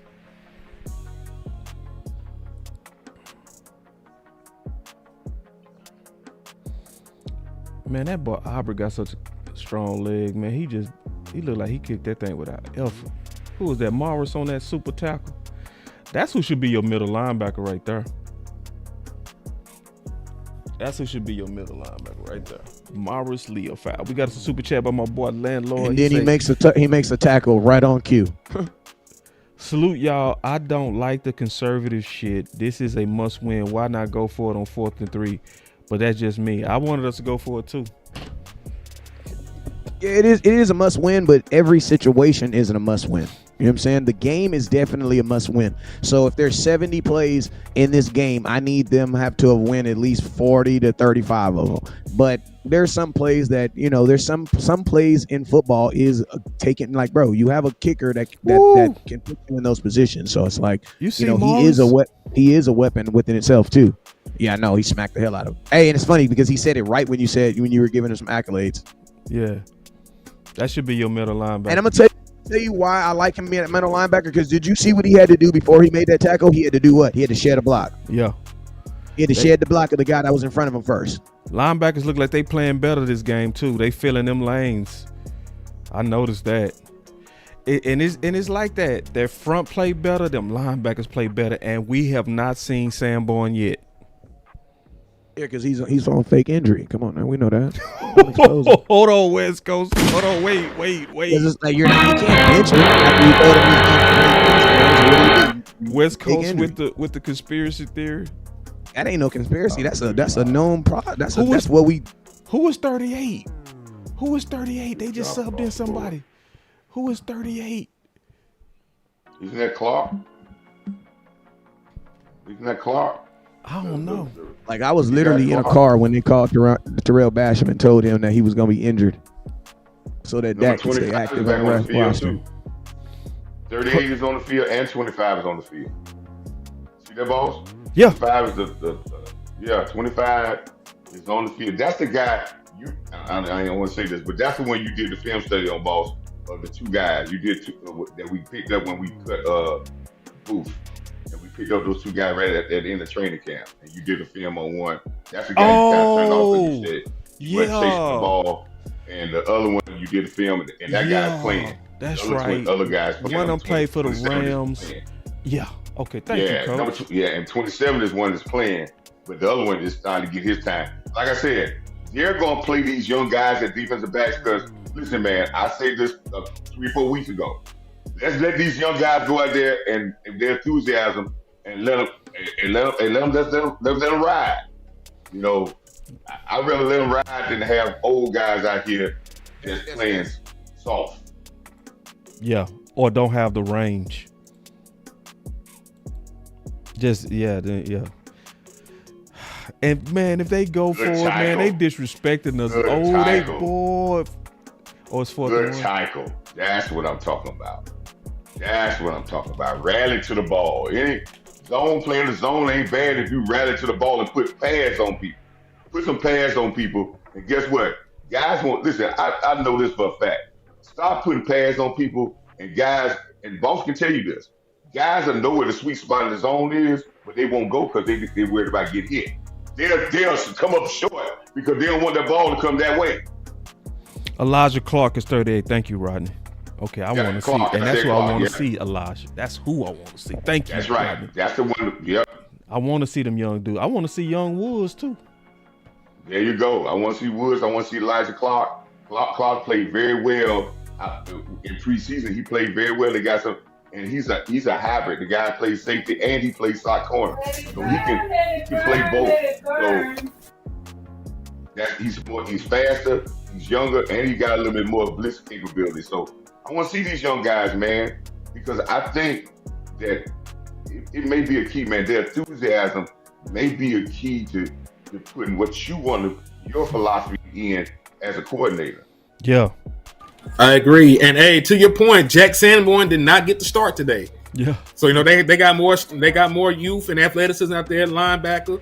They implemented a little bit more man. And listen, by hook or crook, they doing some of the things. Yeah, by hook or crook, they doing a little bit more of the thing that we asked them to do. That's right. You know what I'm saying? Even if they had to hold a gun to his head, I do not care. Just do it. Yeah, and that's what I said, You know man. something about Sanborn? Okay.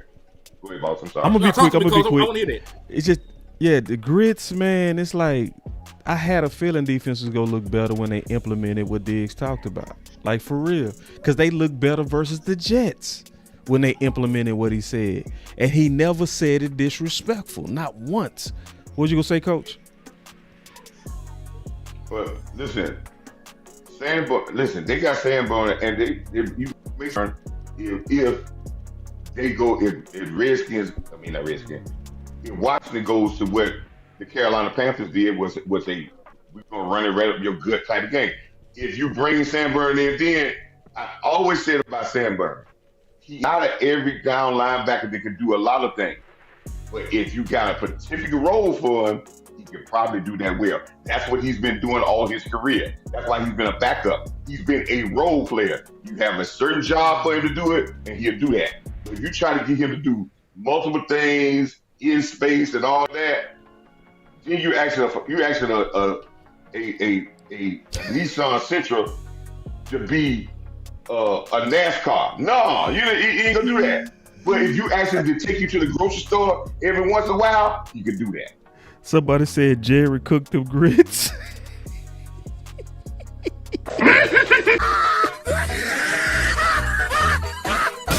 Jerry cooked them grits, dog. Oh Lord, did we go deep? Oh, is that 6? Mr. C.D. Lamb. He said, I got something to say about you calling Pickens a number 1. I got something to say about that. CD's loose. CD's loose. CD's loose. He gonna walk in the end zone. Let's go. First play. You went right down the scene. Hey, let's go. Again, what I told you about CD Lamb, boss, what I've been saying for the last 3 years. Boom. When CD Lamb catches the ball on the move between the numbers, he makes big plays. How long time I've been saying that? Between the numbers, CD Lamb makes big plays. And this is where you attack him down the middle of the field between the numbers, he's gonna make big plays. Man, it's gonna be a good week to do content, bro. If we beat these 75 yards. Cause see, I noticed how the Cowboy fans are. West Coast, tell me if you noticed this doing content. When we win, our numbers go way up. When we lose, them numbers go down. I mean, I ain't gonna lie. Mine are actually, I ain't gonna lie. I'm actually opposite on that. Like when we be winning, I be like 20, 30. But like myself be weird when we be winning. But when we lose, I ain't gonna lie. I get it's an extra. But this gonna be an explosion. It's gonna be a good week to do content. Oh, it's gonna be a great week to do content. Oh, that hoop. Play action shot, coach. That's it. This is where play action shot, run the ball. This is it. That's right. But you gotta be consistent with running the ball. You can't fall in love with these big shots, because if you start falling in love, then play action works less and less and less. You still got to be committed to it. You can't just say, I can just forget about it now. So that's the way that's the discipline. That's the discipline that you got to have as an offense. You got to understand that it's a group thing, because one, if you continue to try to get big plays and you don't, guess what happens? You put your defense on the field longer and longer. Big plays is good in one way, and then bad because now your defense is right back on the field. So what they got to do is they got to tighten up about being on the field a little faster and see if they can get another stop, and then we can get a drive together and really put pressure on Washington. Coach, you said it. You for the CashApp as well. Appreciate for the love, Drill. Hey, Coach, you said Go it. ahead. Another stop. Your offense scores so fast. I didn't even get to say it the last drive, but I made it a point before the game. I said this goes well with Coach's points for the game. I said the magical number for your defense is 4. 4 is balling, but your defense needs 4 as well. And that's 4 stops. You are halfway there, and we are still in the first quarter, y'all. You just had a 3 and out. So one thing that we'll do, Coach said it's good and kind of bad because your defense is right back on the field. But at the same time, because you had such a quick last drive, that's less plays. So hopefully that freshness will preserve them as the game goes on. Right, and again, when we get big plays like that, so when we start getting big plays like that, your stocks got to move up probably to 5 stocks because they're Yes, getting more sir. possessions because we getting the ball, we score so fast. Yes, So, well said, but Coach. Yeah. First play with Jalen Daniels. Good Let point. me Maybe tell you about 6. Jalen Daniels. Maybe Don't 6, let Coach. him throw the ball in the middle. Jalen Daniels, do not let him throw the ball in the middle of the field. That's where he wants to throw in cuts, in breaking routes. Make him throw the ball outside the numbers. Look how he threw the ball outside the numbers. Looked like I trash. told you. Yep. Right? Hey, What when did we I gonna say, see man? Blue? Yeah, he look like trash outside the I number. tell you. I see it, Coach. I'm telling you, he cannot throw the ball outside the numbers. I done watched 3-4 games of him, and everything in route, he is good. Outside the numbers, he almost done threw about 4 or 5 picks. He's late. The only reason does he not like got one throwing the just ball not outside the because numbers. the receiver was playing. The only reason he got one just not because your receiver was playing out so far. Ooh! Good job. Good job. Penetration, boy. That's Man, the name of the I'm game. hungry, Most got through that line right there. Me too, dog. That's all right. I got That's some all right, people to work, 25. me too. I'm But that's finna the go way to eat. come up and make a tackle. That's all right, but that's the way to come make a tackle. That's what I want. You can catch the ball, but make him remember that he caught the football. Them linebackers The eating damn- like a hoe right now. Damn right. As They it should be. I knew it was But gonna look, take the that's- 2 weeks. Remember, I told you it was gonna take the 2 weeks. Y'all remember I said that? I said get them linebackers 2 weeks, bro, without saying more. You know what this is? I think it was predicated on your Boss, D9 it's the same. ball. Me too. No, That too. It's know what it is. Know what this is, boss. Me and you had talked about this last year, and we talked about it, and we still got this. We got this problem with complacency. We do something good, and then next week we think we arrive, and we come back. It's all right. Yeah, we took have to that have game off. adversity. We Yep, still you're right, haven't- Coach. We still don't know how to handle success, Oh, and it's gonna get you in trouble. Yep, It's gonna get you in trouble, man. yeah. we dodged the bullet right there. Because he was open. Come on, D-line. Come on, D-line. Wilson, I needed that. Good job. Good job, D. You know, Good job. That's what happens when you the swarm. D-line. Good job. Let me tell you what the D-line are doing now. Last week and last couple of weeks, they've been doing their own thing by going all whatever they wanted to do to get to the quarterback. Guess what? Freestyle. They on strict saying you rush in your lane and stay in your lane and don't go to the other guy lane. Watch it. They on strict. Somebody's hurt on the right-hand Stay in your side. lane. My boy Nick say, Sanborn back. I know we Ah, thought make it that was tackle. crazy. He don't even Good know job. Sanborn ain't even getting no snaps. I ain't none. No burn, Man, boy. hey, man. He ain't getting no I snaps. love Dono. Let me tell you something. I love Dono, but his body, every time Dono miss a tackle or hit somebody, he getting up on the ground slow. I think Dono's body is failing him. I It's think breaking his mind is with down. him, but his body is not there no more. He can't be that physical guy that he used to be because his body just can't take it. You need a blue chew too. I just think it's Hey. The magical number has moved. But nonetheless, we are still We are now one stop, a little bit closer to that magical number because your defense made Washington punt the ball again, y'all. You might need 6. It's 3 stops. Coach Wright. We might need 6 now. You might need to up that number, bro. Yeah, we still halfway there. We Because still they still in the first quarter. They can listen. They can double up. We didn't get the ball first this time, so they can double up. They can cut the lead very quickly, like how we did against a lot of teams. Because we got the ball first. Sure, we started off great, but they can double up. They can get the ball at the half and score. Then they can get the ball out at half times. Hitting. What's up? In the first quarter.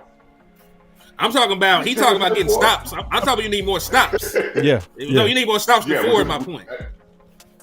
I think because how many possessions we already got? We got about 4 possessions already. It's 4 or 5. Like damn. This game going. That's a lot of possessions. This game on crack. And this is why Coach was saying run the ball too. Yep. Right. We need to have the ball to. We need to have this ball to the middle of the second half. You're right. We need to have the ball to the middle of the second quarter. And this is also why you need to lobby for RB1 duo. Yep. Oh yeah. I spoke on that one yesterday, and listen, man. We talk about other stuff, man. It just point blank, people. We have no insurance, and I don't know what the other guys do, but we don't know if they can. We got to have somebody. But Williams has not had a full season, so we don't know how he's going to be. Yep. Because as the weeks go on, the defense is getting tougher. That was a nice throw by We're going to find out. Defense is going to start getting tougher and tougher. The better defenses as we go on in the NFL season. Ooh, that's just shit. how it God is. damn. Bro, throw that bitch. Oh, that's a good throw, that bitch. That means we converted. Oh, that might be a bad throw, that bitch. Let's get nasty offensive line. Let's don't let them dictate on the offensive line that we only one dimension. We got to get nasty up there. We got to be able to, because if we start to be able to run consistent just a little bit, we might break their wheel. Oh my God, that's a penalty. Oh my God, that's a penalty. I'm so glad to see Dak use that superstar. Personal foul. You gotta act like that, Dak. That's exactly how you gotta act, man. You gotta you gotta act like that, Dak. When you the quarterback, like, oh, cool. It's good. I'm all right. No, yeah, exactly. You gotta show them now. You should have gave me that Tom Brady flag right there. There we go. You go, we got it. Hoffman lost on that one. Hoffman lost that rep. Yeah. Yeah, Hoffman's going to listen. Hoffman Bro, has been very. My watching of Hoffman, boss, Hoffman has been, he is a good backup. He's going to have some losses, but he's been serviceable. There's not going to be no foul. Oh, no, I ain't hating on him, Coach. I was just saying that one rep he lost. No. Yeah, I'm not talking about you. I heard some other people talking about like going too hard on him. No, he very good service. He's serviceable, but he's gonna lose sometime. Yeah, he's gonna lose sometime. Yeah, BB would lose sometime too. But I'm saying like this: some of your offensive line are gonna lose, but the collection of the group is what's making it look good. But you know what though? I'm gonna be honest though. That wasn't no personal foul on that. I just wanted to call. No, it wasn't. Okay, we got blue. We got blue on the edges. Okay. It was blocked up too. Nah, it was held up. Oh, okay. On Tolbert. Yeah. He needs some blue chew too. That was unnecessary. Hey, Big Josh, send me a check, dog. It was unnecessary. Totally unnecessary hold. Well, it's about how you went at it, and I tell everybody when I used to tell receivers and people linemen when they block, is how you go at the block will put you in the right position. He went at the block, chopping his feet. He already had the outside angle on him. When he chopped his feet, he lost the angle. If he went at it wide open, he would have been in the right spot to make the block without even doing all that. So when you hesitate and you stop your feet, you put yourself in a bad angle, now you are in holding. And I tell you, it's all about how you approach everything. And that's in life. How you approach a situation is usually how it ends up.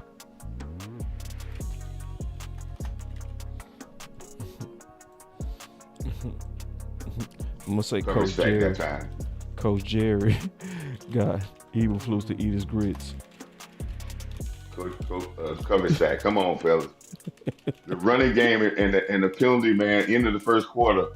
I think we getting a little now. What I think Washington has done is say, okay, I think we got them where they want. We got them into. They're going to negate the running game, and they're going to pass on us, and we're going to play pass, and we're going to play coverage and make them hold the ball.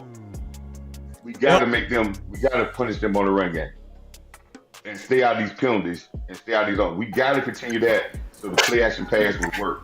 And I would love to see Dak from under center, not in shotgun.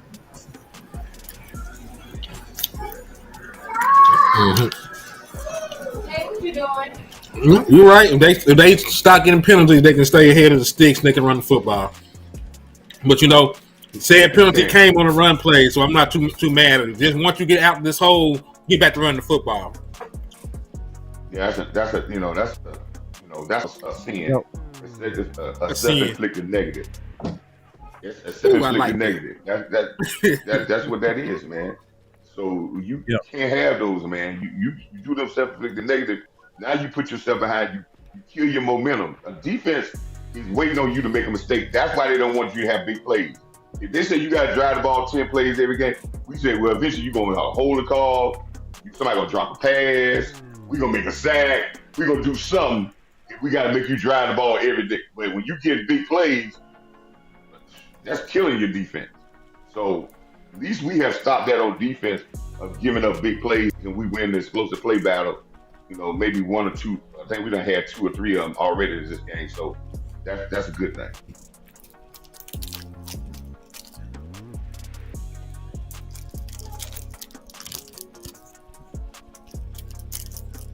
Yeah, if we don't see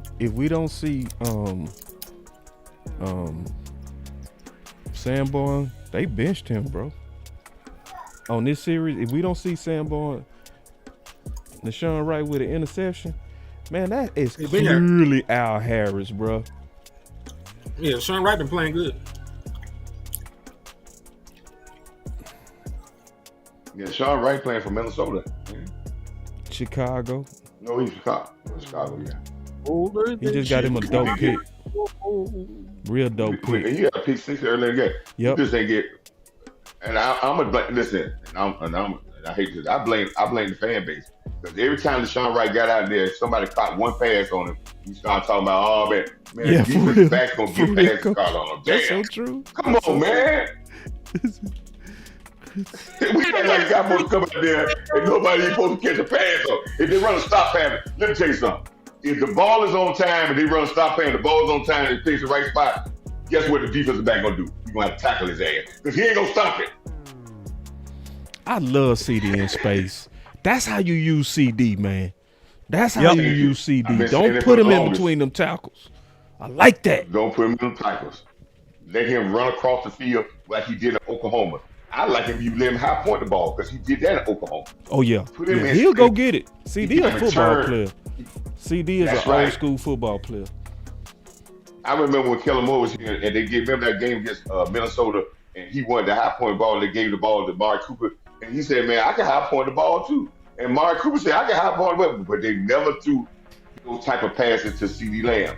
I want to see CD Lamb go down the side and Dak put up there and let CD Lamb go get it. I bet he'll go get him. Hey, a point I want to make too. Shout out to Tyler Guyton, man. He is he's doing a pretty dang on bang up job against Louisville. Dak. He missed the read.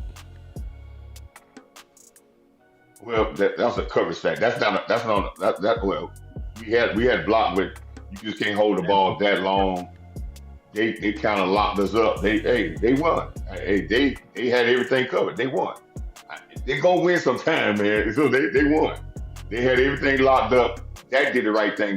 He didn't try to force them to turn the ball over because you got the momentum. But guess what?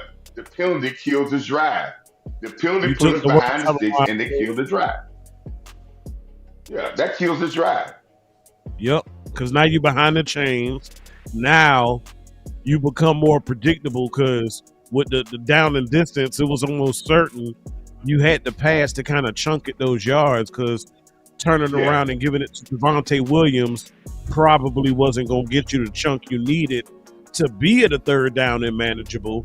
So you saw the little short dump off to the little screen to CD for him to get some yak to make third down manageable. But again, it wasn't as manageable as it could have been because you started behind the chains with that penalty from Jalen Tolbert. That's right.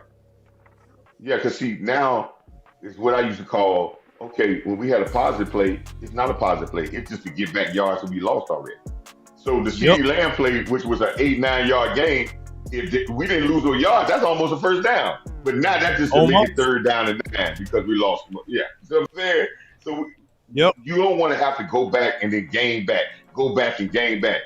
This is what you have to teach your players to understand the time and place and understand that the little things can cause us to drive. And this is the coaching point. This is how we get more IQ on this team. And this is how we solve problems. Because our IQ as a football team, as I see it, is below average. And it got to raise some type of way. Can I get my thoughts on it a little bit? Football is a game of life, right? And unfortunately, in 24 hours, I would probably say 16 of those hours are probably not going to go the way you want them to go. So you typically are only going to have 6 hours to right the wrong of 16. And I'm going to be honest with you, 90% of the time in life, you're going to be judged on how you get back. Like Brother Jeezy said from the first tabernacle of Trapaholics, he said, it's all about your re-up game, man. You always, I mean, that's just life, man. Life, you're always going to be in a situation where you make a mistake or you get ahead or da-da-da-da. But honestly, life is really you're gonna be judged on how you get that back because that's all it is. I mean, the defense plays well. Guess people make plays in defense and they beat players. They put a player in a position where I'm in front of you now. So Tolbert continues to do what he does. He gets a penalty for it. Like, that's kind of how life is. You know what I'm saying? Like, you go to work, you work, you need $2,000 to pay your rent, and you get your check, and it's $1,500. You made the money, but God damn it, you forgot you had back child support. They took $600 out your paycheck. Like, what do you do? You get mad at yourself because you forgot? No, man. You go out there and you connect to Uber Eats, and you stay up all night, and you Uber Eat it until you get the money, and then you send the money in. Like, that's what life. Unfortunately, that's what life is, man. Listen, well said, West Coast. That's one of the most. Hey, man, that's why I always try to do West Coast. Just what you doing. When I talk football, man, it's about life, man, because everything is relative, man. The same way things work. It works the same way. But let me say something about 41. 41 is going to be an all-star player in this league. He gets his weight up and he gets the experience. This kid is going to be, I see what they see in this guy. It's only going to get better for this young man. He's a player. Come on! What year you think it's going to really turn from, Coach? Next year, because I think once you get that peanut butter and gets in that way, because he's getting a lot of playing time now. And now he goes through these experiences. Next year, because he's already popping now with certain plays. Now when he gets that off season of getting that stronger, and now he understands the weight of the game. He understands how the strength he needs. Man, you're gonna see a whole lot because they really trusting him to do a lot as a rookie. You got to see they're touching the drop back and pass coverage. His move his feet. It's a lot that they're trusting him with. Come on, man. That's an unexpected. That shouldn't happen, people. That's not awareness, man. You got the thing locked down. You got to understand when the guys start scrambling like that and you don't cover guys, it automatically turns into man now. After 1,001, after 1,002, 1,003, the zone thing is over now. And we got to pass it against somebody. He just fell down. He fell down. He fell. Yeah, he fell down. Mr. Bridges But is that's falling down, falling down. Hey, that play took 9.5 seconds. 9.5. They was in coverage for 9 seconds. See, that's why we That's say what- one that's what- hand that's washes the other. Because when you don't get a pass rush, that means your secondary has to cover longer. When your rush can't get home, it just adds the time to it. So, Cowboys Nation, we got to strengthen one, and that's why you have heard multiple individuals on this live stream say we need another edge. A premium edge to help out your that win. fixing problem in the defensive line room will make life better in your secondary. Yep. That is the byproduct of that. Good job. And you know what else is happening right now too? You know what else is happening right now? Trevon Diggs' availability as far as me wanting to being able to trade him and thinking that I'm gonna still be able to cover is becoming, because I ain't even gonna lie, it feels like you have two $20 million corners on the field right now, but you only have one. You know what I'm saying? So, I mean, I know how Jerry thinks, and I'm gonna tell you this right now: this game is not helping Trevon Diggs, because these young corners are. I mean, they're making mistakes, but I don't see these young corners making no mistake that Trevon Diggs wouldn't make. Great point, Wes. That's right. But listen, Boss made an interesting point at the beginning of this, and I'm gonna say this again, man. Donovan Wilson's legs is gone, man. That play, when that corner lost that play, there was nobody threatening safety. The safety should have seen that. If he had some legs, he could have got that. But Donovan Wilson he just don't have no legs no more. It ain't there. I love him, but the truth is the truth. Oh man. The truth is the truth.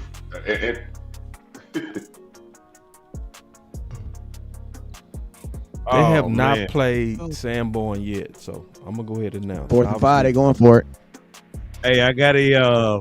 Well, they going all passing ball, so we shutting the run down. And I wouldn't put Sanborn out there. This ain't his forte. This ain't going to the store. You talking about driving long distance? He ain't going long distance. If we're going to the store, Sanborn can come out there and come and play. But let's go. Oh my God. Eberflus trying to get crunk. That's what I want to see, man. That's what I want to see. I will forgive you. I will forgive you if you give me some fire. I will forgive you. Did you see him and Coach Underwood? Coach Underwood was trying to fire his ass up too, with that big ass hair. There you go. Hey, real quick, I got something else. You keep trying me. Hey, I'm gonna tell you something I like too, and I just noticed this, man. I like that we have a head coach that gets fired up and shows emotions on the sidelines with his. I like that now, because man, like when things ain't going right, I want to be able to at least look at my head coach and feel like his emotions are tied to the game like mine. Like I'm pissed off, he pissed off too. You know what I'm saying? Like, you know, I like that. I like that, because he was fired up right now. Yeah, hey, his job on the line. Jerry said, "Eat your grits, boy." Hey, I'm fired up right now. Real quick. I gotta slide this in. I'm fired up right now because I just got a cash app. I got a $20 cash app from the big homie JVB boy. He said, "Man, keep your feet on front office neck." Yeah. And look. Salute to the homie JVB boy, man. I appreciate you, my dog. I'm gonna keep banging it out as long as I can, man. Hey, man, listen here, man. Let me say something. Remember that first play when I said in the first quarter they tried us and how emotional I got fired up then. So yeah, this is where you see where they came from. And they tried me, and I almost slipped back into defensive coordinator because you tried me. You tried me that you going for it on 4th down. You tried me and we ain't out here. Coach, they tried him, man. They tried him. That's why he got fired up. Yeah. Don't try me like that. Coach, I can tell you Coach D, and I can tell I played D, because I took it the same way. How dare you, man? See? Yeah, try me. You better think about it. If it's 4 inches, you better think about it. I used to tell the guy, if it's for Can I give you call tag about it. You know what I'm saying? Can I give a shout out to hey man, I said don't be scared of me. Just be careful. Be very, very careful. Show you right. Go ahead, Wes. What you got, West Coast? Who just walked into I was just going to say a special shout out to John Fuller. Appreciate you, my boy. Number 55, just wanted to take. Shout out John Fuller for the stars. Appreciate you, my guy. Oh, look at that boy steal. Y'all better look up. Y'all better look up front. Look up front. Look up front sometime. Don't be looking at the running back. Look what they doing up front. You better go look at that boy steal. Hey, guess what, boss? Let me tell you something about Steele. Remember Zach Martin and Tyron Smith used to be the guy to lead us out the tunnel? Guess who leads us out the tunnel now? Who, coach? Terrence Steele. Terrence Steele leads us out the tunnel. Oh, shit.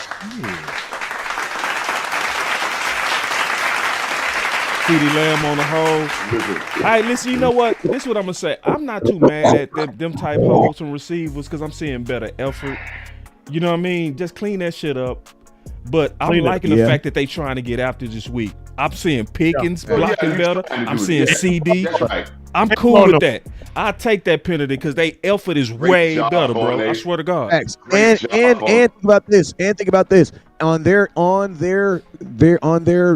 job title, job description, they're doing the one thing at the very, very, very, very bottom that comes unnatural to a wide receiver, and that's what using your hands to do anything that has to do with not catching the football. Right. Like, that is not what we do, bro. That is not what that goes everything about blocking, but that's what makes guys like Dez Bryant great wide receivers because they were able to downfield block really well. But that has to be usually you get bigger receivers who are better at pass blocking. I mean, at run blocking. Why? Because they're typically bigger than the corner. You know what I'm saying?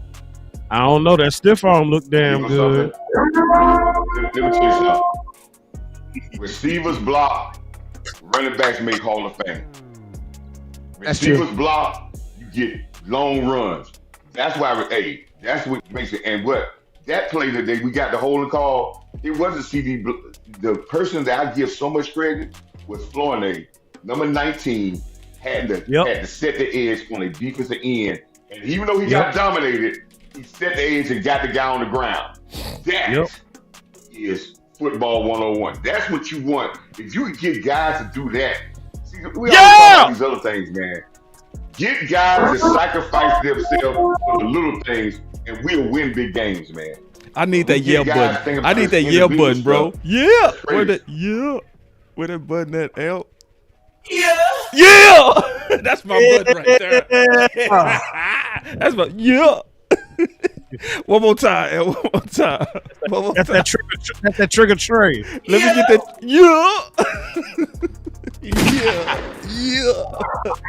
Working back's head. Let's go. Damn it, man. A holding call. Hey, get right. Yeah. I want to see a cross to the number 9. Let's go. Come on. I want to see that too. Hey man, y'all need to get my boy Flournoy in this game, man. Well, y'all, what Flournoy at, man? What y'all doing, my boy Flournoy, man? All right, Amp brought up an interesting moment. I'm gonna go back to my four keys of victory. Right, we're winning the explosive play battle. Right, I don't think we got a turnover when we go on fourth down when we stop them. That's I consider that a turnover. So we win the turnover battle, but we're losing the penalty battle, people. Yeah, that's nice. Drives and killing us. So we got to. This is the first game that we ever lost the penalty battle this year. So we got to start. And I'm gonna tell y'all something on that penalty battle. Yeah. Hey, remember what I told you guys a couple minutes ago? There needs to be a stat on how successfully you are at getting yards back, because the Cowboys just did exactly what I was talking about earlier today when obviously it was a penalty on Smith, a holding penalty. Very next play, it turns into third and 12. They get a 13-yard catch from Ferguson. Now the ball just hit on the ground. Now they just lost 2 yards. Yeah, now let's see. Because I'm gonna tell you what bad exchange by the center. As he's explaining it, damn. Now, I'm going to tell you, the cool thing about the game is this is also called resilience. You know what I'm saying? This is your offense showing resilience. And you know what it also shows? Because remember back in the day, we would literally just give up on plays. It'd be 3rd and 12. We would run a play that we literally is only supposed to get 4 yards, and then we go out there and punt the ball. I like that I'm not screaming stop running plays that aren't going past the mark, because that's exactly what they're doing. They're not giving up on drives. Regardless of what happens on the play before, they're not giving up on drives. This offense is legitimately trying to score on every drive. Now, if it doesn't happen, it doesn't happen. But their actions are showing that they're trying to score on every drive, because they're not just settling for 3rd and 12, get a 6-yard pass, and then hope the guy can make a guy miss for 6 yards. Dak's actually throwing the ball past the goal mark, and that's what you want to see. And Washington is hitting Dak like a mug too, boy. Yeah, they are. This is what this is. Let me explain. You were right about it. 3rd and 12. Let's see what they do. This is what you're doing. You're living in a very dangerous environment. Keep doing this, and these things is keeping Washington in this game. If we get rid of some of these things, we should have another 10 points on the board. But these things, we're living in a bad thing. And when you go into the halftime, you're going to talk about this. And we self-inflicted wounds. Self-inflicted wounds is keeping this guy in this game. Smoke. Oh, I got tipped 2 plays in a row. Damn. How far was that it? man 61. from Ooh, this ball should be named Curry, dog. We got us the Curry of kickers, dog. We got a Steph Curry of Cowboys. kickers. Right down Collins. Dangerous. We're playing in a dangerous play. Hey, West Coast, real quick. I tried to catch you earlier. You know what the day is, big homie? You know what the date is, big homie? You hear me, West? Say what? Bro, this dude is kicking from the middle of the star. This is fucking ridiculous, bro. From the start. He kicked that bitch down Collins. I said, do you know what the date is, sir? Oh, 10-19. Look at the screen, homie. Oh. You see that, homie?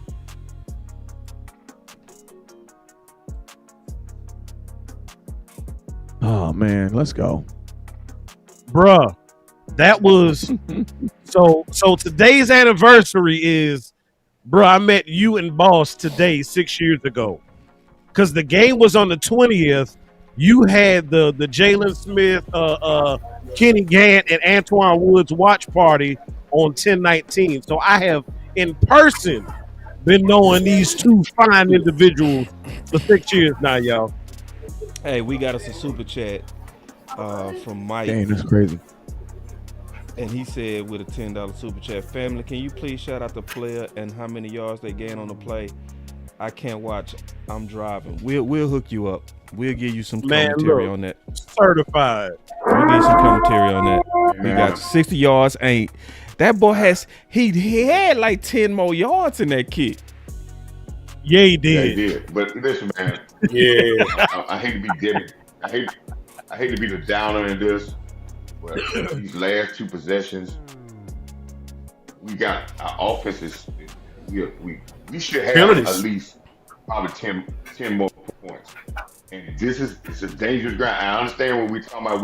We're not giving up on drives, but we're living in a neighborhood, a dangerous environment, and we ain't got robbed yet, but we're still walking around with money hanging off our belt, like, oh, it's gonna be all right. But eventually, we got to get back to the run. Right, you keep staying in that environment. Eventually, it's going, and we're allowing this team to stay.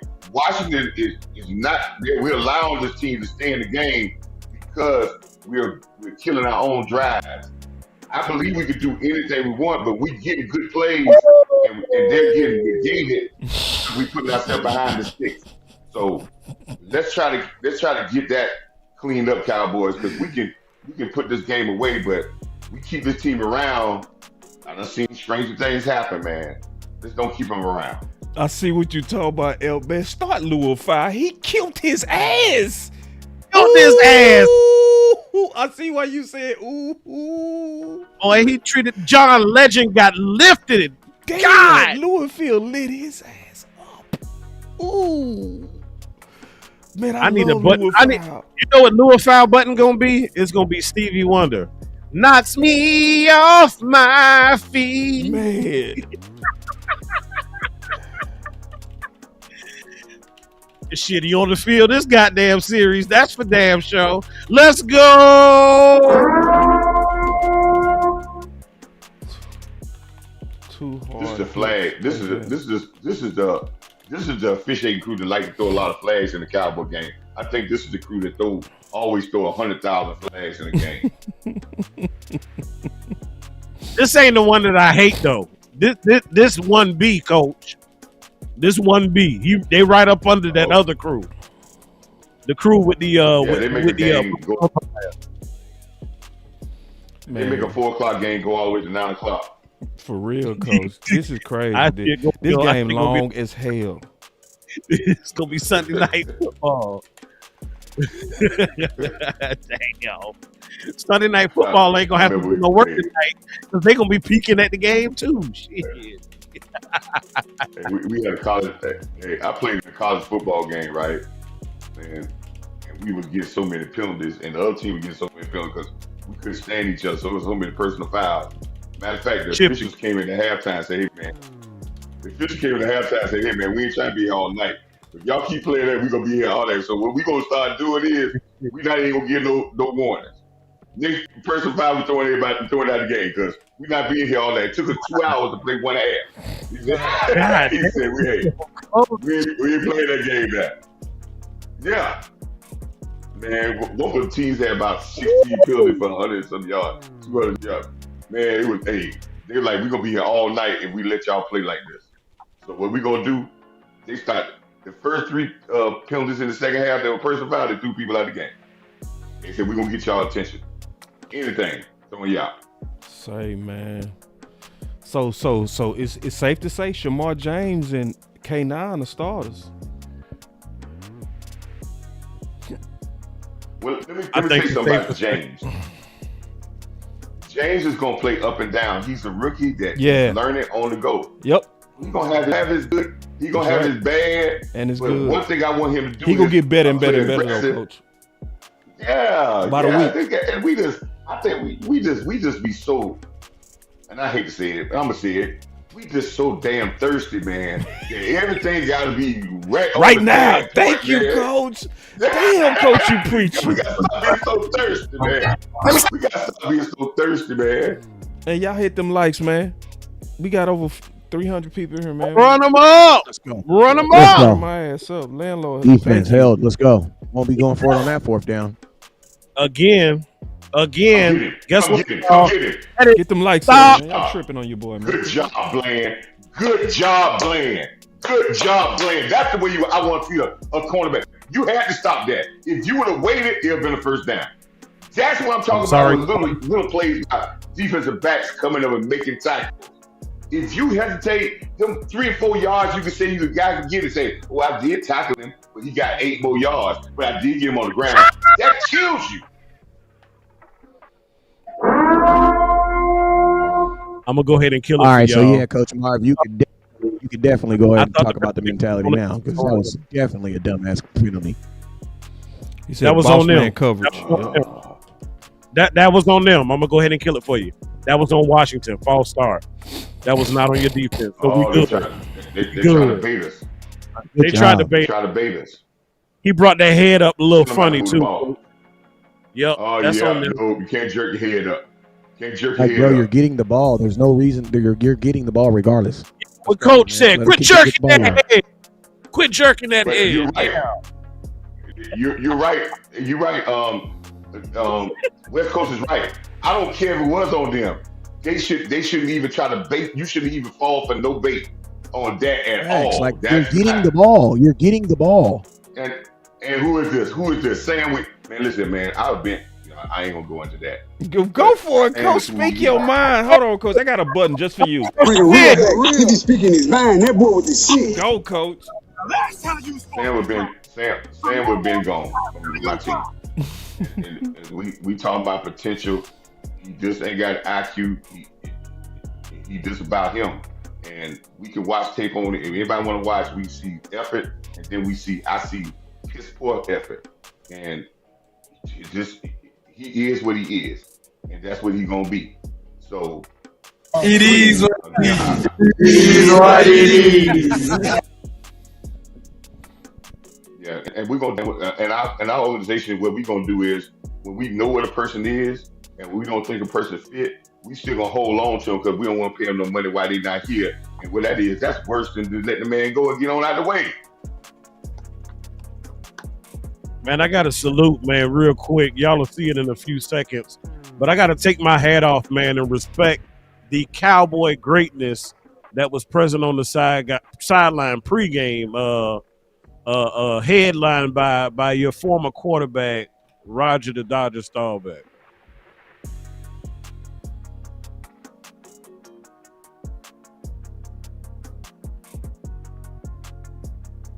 All right, so let's not forget that young brother said they No needed penalty. Throw the flag, ref. Throw the flag, man. You letting them do all that? I swear, bro. So it is 3rd and 3. Your Cowboys are at their own 34 with a little over 4 minutes left in the first half. Dak Prescott. That's a flag. What? And I ain't gonna tell you the result of the play until after the big. Hey, you guys, you notice how Pickens, instead of like getting mad with them, he trying to like played it off and tried to get the flag. People always try to label him as this hothead, this dude, uncontrollable. Pickens knows what the hell he's doing. Yeah, speak. If he was out of control, he would have lost out of control. He would have went out of control right there, and it would have been legitimate. He would have been in every right to do it. Right. Yeah, man. If you can control yourself, then you can control yourself anytime. He knows what he's doing. Let me tell you something. That Pickens needed, and I think it sometimes God damn. need this, and we limping. still got to let it cook because I got to see it for a lot of games so it becomes a habit. It becomes a habit, right? But we forget how important how mature Dak is, and how he handles his business. How that may flow into a young guy that sees how to really be a professional. And you may start to see that in Pickens' growth. Just being around a guy that trusts him and gonna give him an opportunity, but still showing him how you need to be as a player all the time. And that might be one of the things that Pickens needed because he probably didn't have that when he was in Pittsburgh. But sometimes you need that person on the field that you can look at and say, man, that's how you're supposed to handle yourself. Because if you're a player in this league and you don't like criticism from people who give you a lot of criticism from the outside, that's the person you need to look at because he get more damn criticism from the outside than any damn person in the history of football. Yep. And handling it well. Yep. That's who you need to look at. Your Cowboys, after getting stunned on down, you got a tackle for loss in the backfield to Javonte. I want to bring some attention to something, man, and we kind of alluded to it, but your offense, to me, is starting to look a little stale, if you will, because of how Washington is clamping down on the run game, in my opinion. You don't have success with that. You can't really garner up, these chunks of little small yards here and there, 2 or 3 yards to kind of chip away, so you don't have such a difficult third down. But the last couple of drives, everything has been, for the most part, 3rd and 10 or higher. And once again, your offense find themselves punting the ball back to the Washington Commanders after your defense has stopped them 5 times today. So your defense going to have to work because your offense seems to be sputtering right now. Well, again, they're not our offense is not good when we're only going for like 3-4 yards. Our offense needs the big play. Each one of our series, we need that help to get us to over the 50. Like, our offense is good, but we're part of the reason why we're ranked number 1 is because we have a lot of big plays that are helping us get past the 50 to get us into this. Like, you know what I mean? But when we start having, listen, what I basically want to say is I don't want my head coach to have to call 15 to 17 plays to score a touchdown. He needs to be in like the 8 to 9 wheel range. And the only way you're going to be there doing that is big plays. On these drives right here, I'm going to be honest with you, it kind of seems like our offense is playing to get out of this half. That's what it feels like. It feels like they're just trying to get to the halftime. You know what I'm saying? Because all the big plays are done. Coach, I'm gonna give it to you, but I want to rhythm. Coach, I'm gonna give it to you, but let me ask this question to further the conversation. Because if he were here, he would say it right now. And I remember when he came on post game last week, Landlord was talking about last game against Carolina. We weren't early on. We weren't having success with the run. And he is of the opinion that if you come to a game and, after a couple of attempts, it is obvious that your run game is unsuccessful. He thinks you should just abort mission and try and do other things to compensate. So my question to you and the rest of the panel is, with the run game looking the way it looks this game against this opponent, would you try to commit to it and just keep giving them the attempts, or would you try to do some screens and things like that, little pitches and whatnot, to kind of help further along the short game? Because the long game is working, but short is struggling right now. What y'all got? Okay, let me explain this. You're right. The offense got in a rhythm because of these penalties and getting behind the sticks. Penalties, bad snap, those things put you, when you get offense, it's a flowing type thing. And when it gets out of rhythm, man, it gets choppy because now, think about it. Two of the two great runs was called back because of what?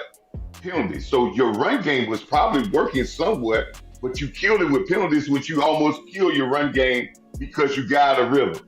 I said this a couple series ago when I said that we are playing in a bad neighborhood. I knew when we started doing that, it's going to get you out of rhythm. I already saw it. I saw it two series ago. Yeah. It's going to get you to start pressing. And now they're starting to play. Now you let the defense have control because now they're playing the down and distance and they already know your short game and they're closing in on it. So we got the lead, but when we come out this second half, we got to get to a point of saying we got to get back to this physical part and let's get away from these self-inflicted sins, self-inflicted negatives. Let's get away from that and we can probably control this game. But right now, we got to have a defensive stand because we have allowed Washington to stay in this game when the offense has not been playing well because we have shot our own.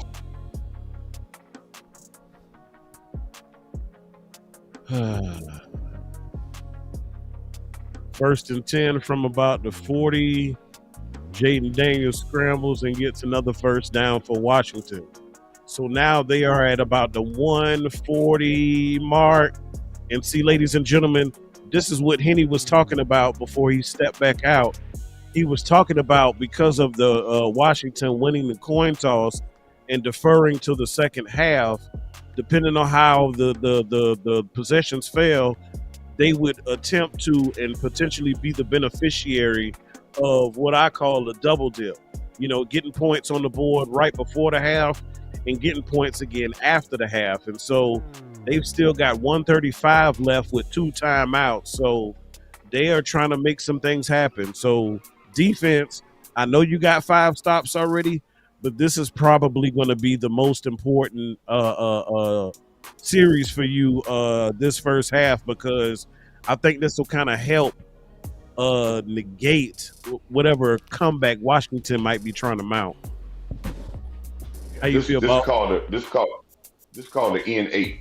The last 4 minutes of the first half and the first 4 minutes of the second half is a very crucial thing when you come out, and we allow it to happen by being out of focus, and even though they're playing bad, we're allowing them to be in the game. And I said that 3 possessions ago. We're allowing them to stay because they don't feel like they pressed yet. They ain't start panicking yet because we end up with 2 scores down. They feel like 2 scores down, they still in the game. We should have been putting something. So we got to get the momentum back ourselves. Make him throw the ball outside the numbers and pick the ball off. They're clearly targeting Mr. Bridges, y'all. It's obvious. Man, we still jumping on sides. Yep. Penalties. What you just got finished talking about? What? The point before your last one, you were talking about the penalties and how the penalties have hurt the offense. Well, it's hurting your defense now too, as a whole. Killing us. Yep. Yes. And there's another flag on the field, Coach. I don't know who this on, but boy, they about to make this last minute and 22 seconds probably damn 15 minutes in real time. Jesus Christ. And Washington still got 2 timeouts left in the bag. Illegal contact. So you got basically pass interference on Kenneth Murray. Yeah, the tight end was They got 8. tight end was coming up the seam. They got more. What's up, Coach? They say that they got more penalties than we do, but those holding penalties we got on the what name was those drive killers. And a lot of stuff. We got a lot of penalties weren't even accepted because they got big yards on the play anyway. So they done declined about 2 or 5. Oh shit. Yeah, we got. Hell yeah. Yeah. Good tackle, sir. But we still reeling, Cowboys. Come on. They at the red zone. They at the threshold of the red zone. Come on, D. I need y'all to stand up. D-line, get home for me, baby. Wrap up. God damn it, wrap up. Fuck.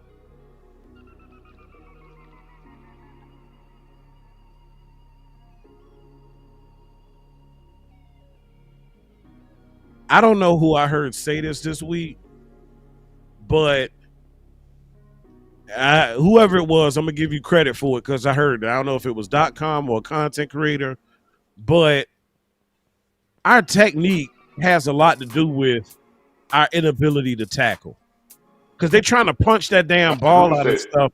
They're not bringing their arms with the tackle, man. Your arms are a part of the tackle. Hello, Dallas Cowboys defense. Your arms are a part of the tackle. Damn. Them boys done came down, marched right down, and done ran it and scored down your goddamn throat. You ought to be ashamed of yourself. I appreciate the 5 stops, but damn it, they did whatever they wanted to on that drive because of poor technique. That wasn't scheme. That wasn't assignment. That was because players are not playing well.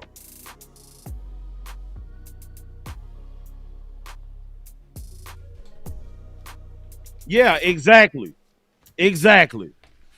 Montana said, who is teaching these dudes to tackle? Looking like Pee Wee League. I agree. It looked like Pee Wee League. They gotta say this, man. Technique. And I hate to say it, and I'm not making excuses for us. This is all around the league, man. I don't even know guys. Don't even know how to tackle no more because they don't play physical football no more. It's all. They even practice. They don't even get the practice hard enough to be able to learn how to tackle. And we see this all around the league. But again, it's what I said a couple of series ago, and I was worried about this game being this close because I said that we were playing in the wrong spot. We were playing in the wrong neighborhood by not killing ourselves in possessions. This game should not be this close. I don't think it should be a blowout, but it shouldn't be a 1-score game right now. And with Washington, one thing I can say about them, they're not going to give up.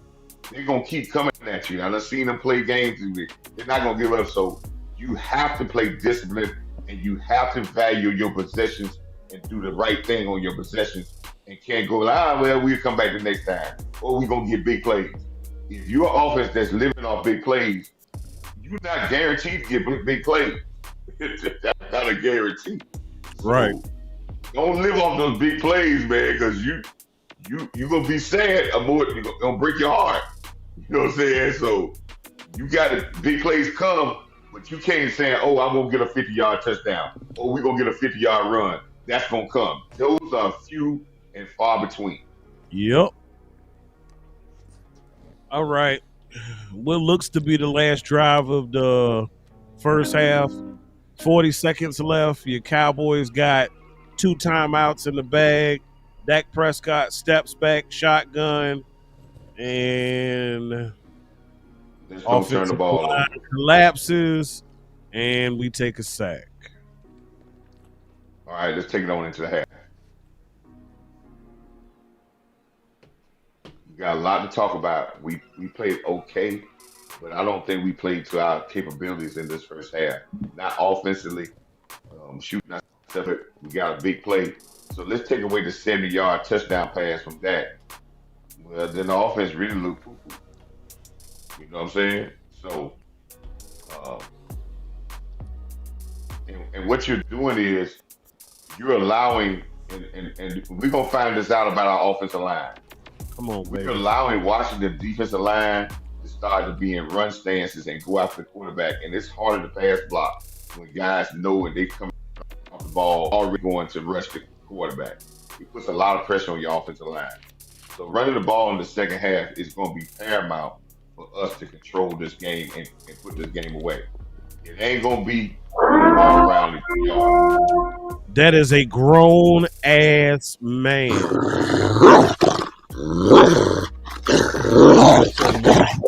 Hey, it's Pay Pickens, bro. Pay Pickens in the chat right goddamn now. Pay Pickens, bro. For real. Pay Pickens. Share that shit on Twitter. We want Jerry to see it Monday morning. Oh my God. Oh my God. Pay Pickens, bro. I think the Cowboys are saying this is why you don't goddamn take that shit into the half. Let's motherfucking Damn. go. Damn. That boy got bodies, bruh. That boy got bodies, bruh. Pickens got legitimate bodies. He got Number ones on number ones. He got bodies. Look at that boy, Javante.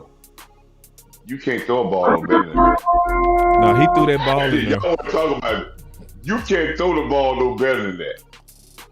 God damn.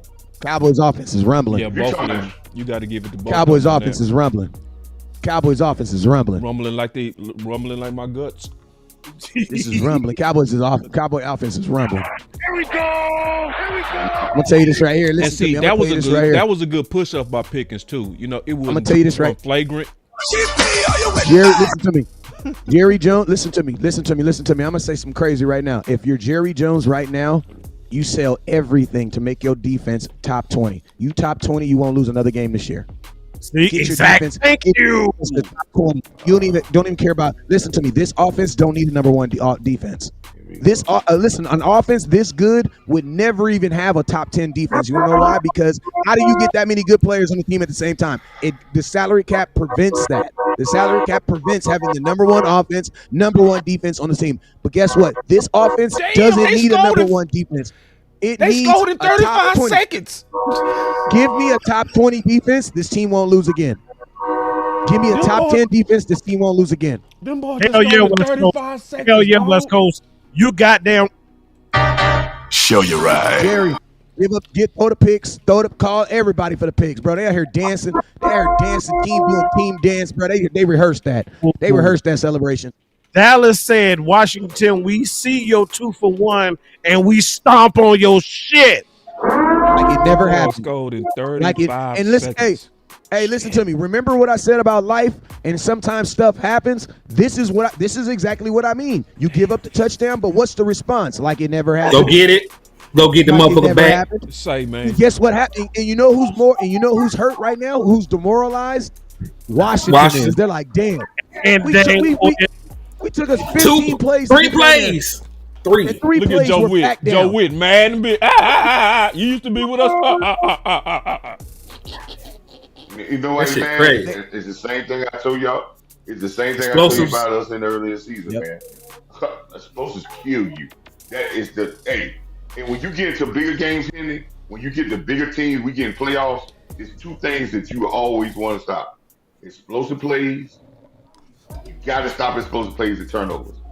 When we get in the playoffs, the team that get the most explosive plays and the most turnovers usually going to win 95% of the time.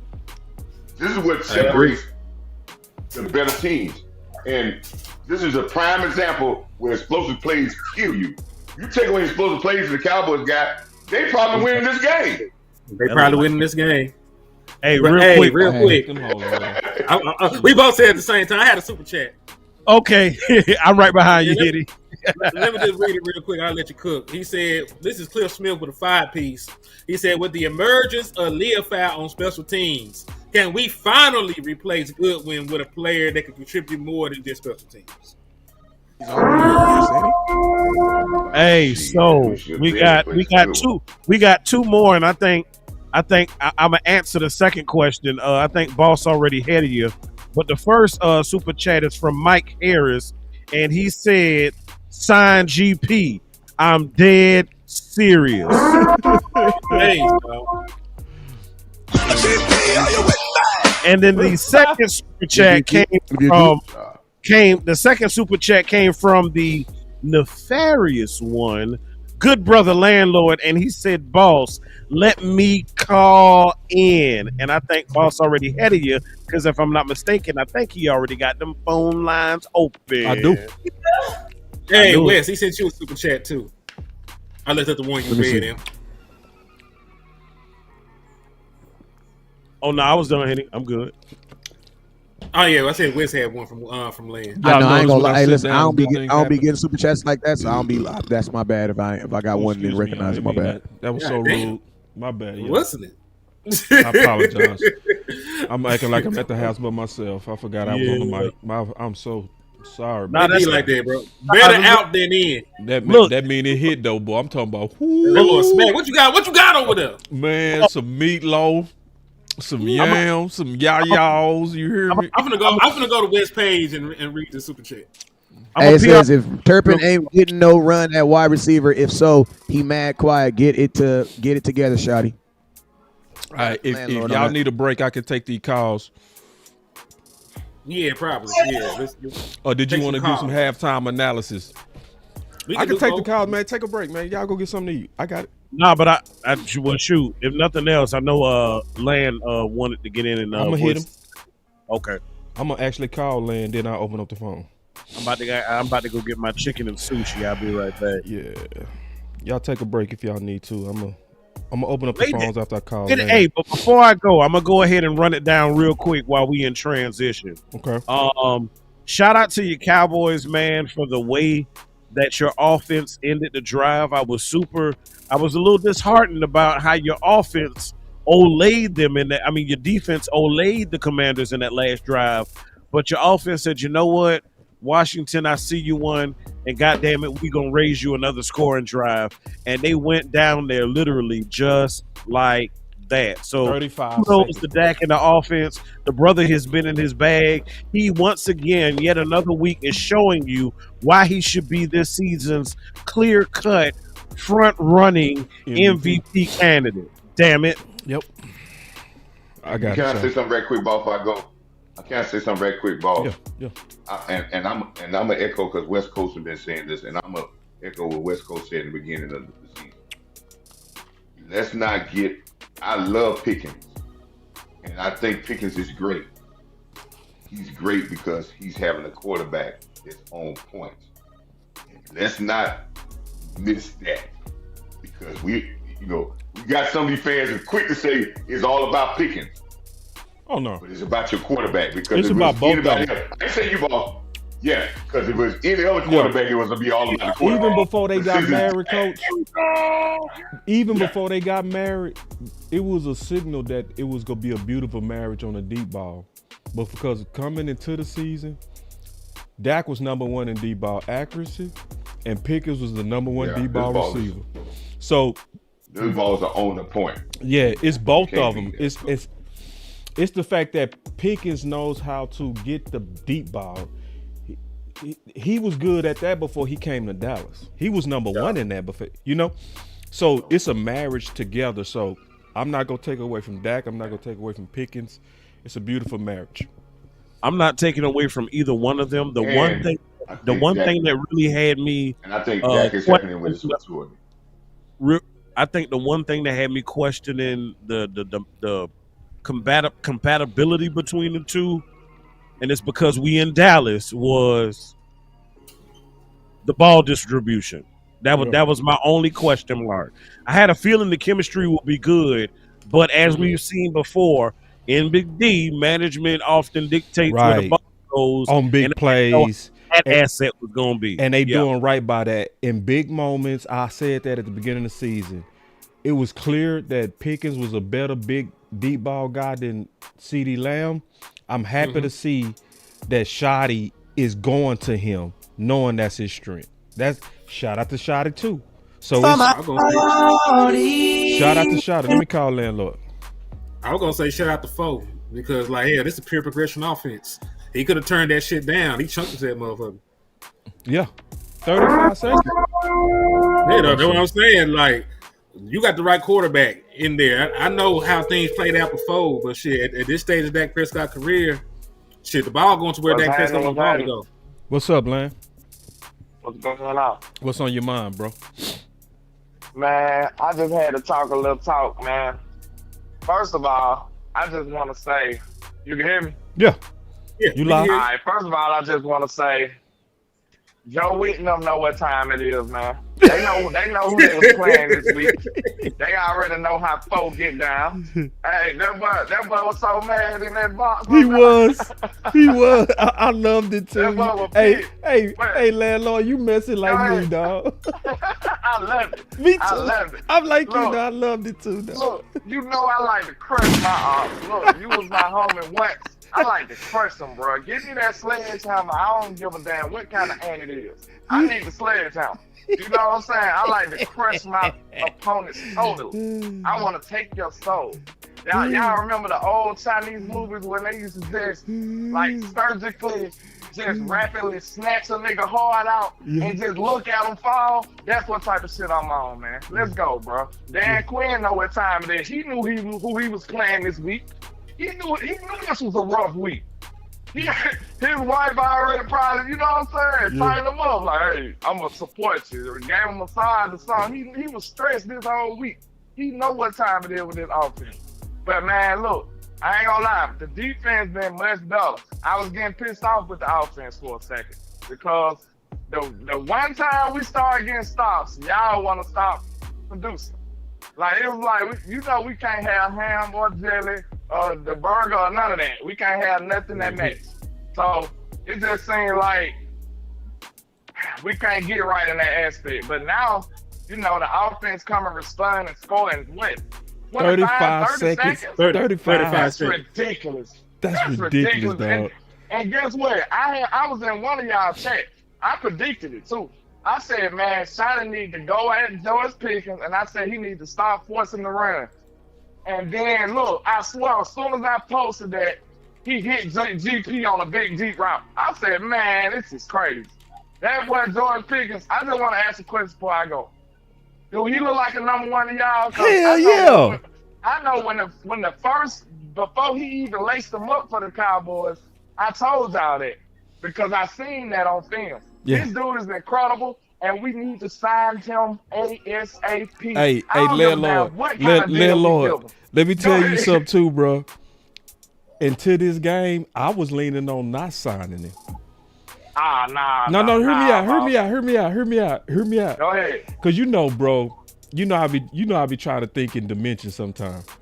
I can understand doing some because we trying to do some extreme shit, but it's like hear me out. I'm gonna tell you why. It's too good, bro. That's what it is. Now it's got to the point where it's too good. So like, hear me out. This is why I was saying don't sign him at first.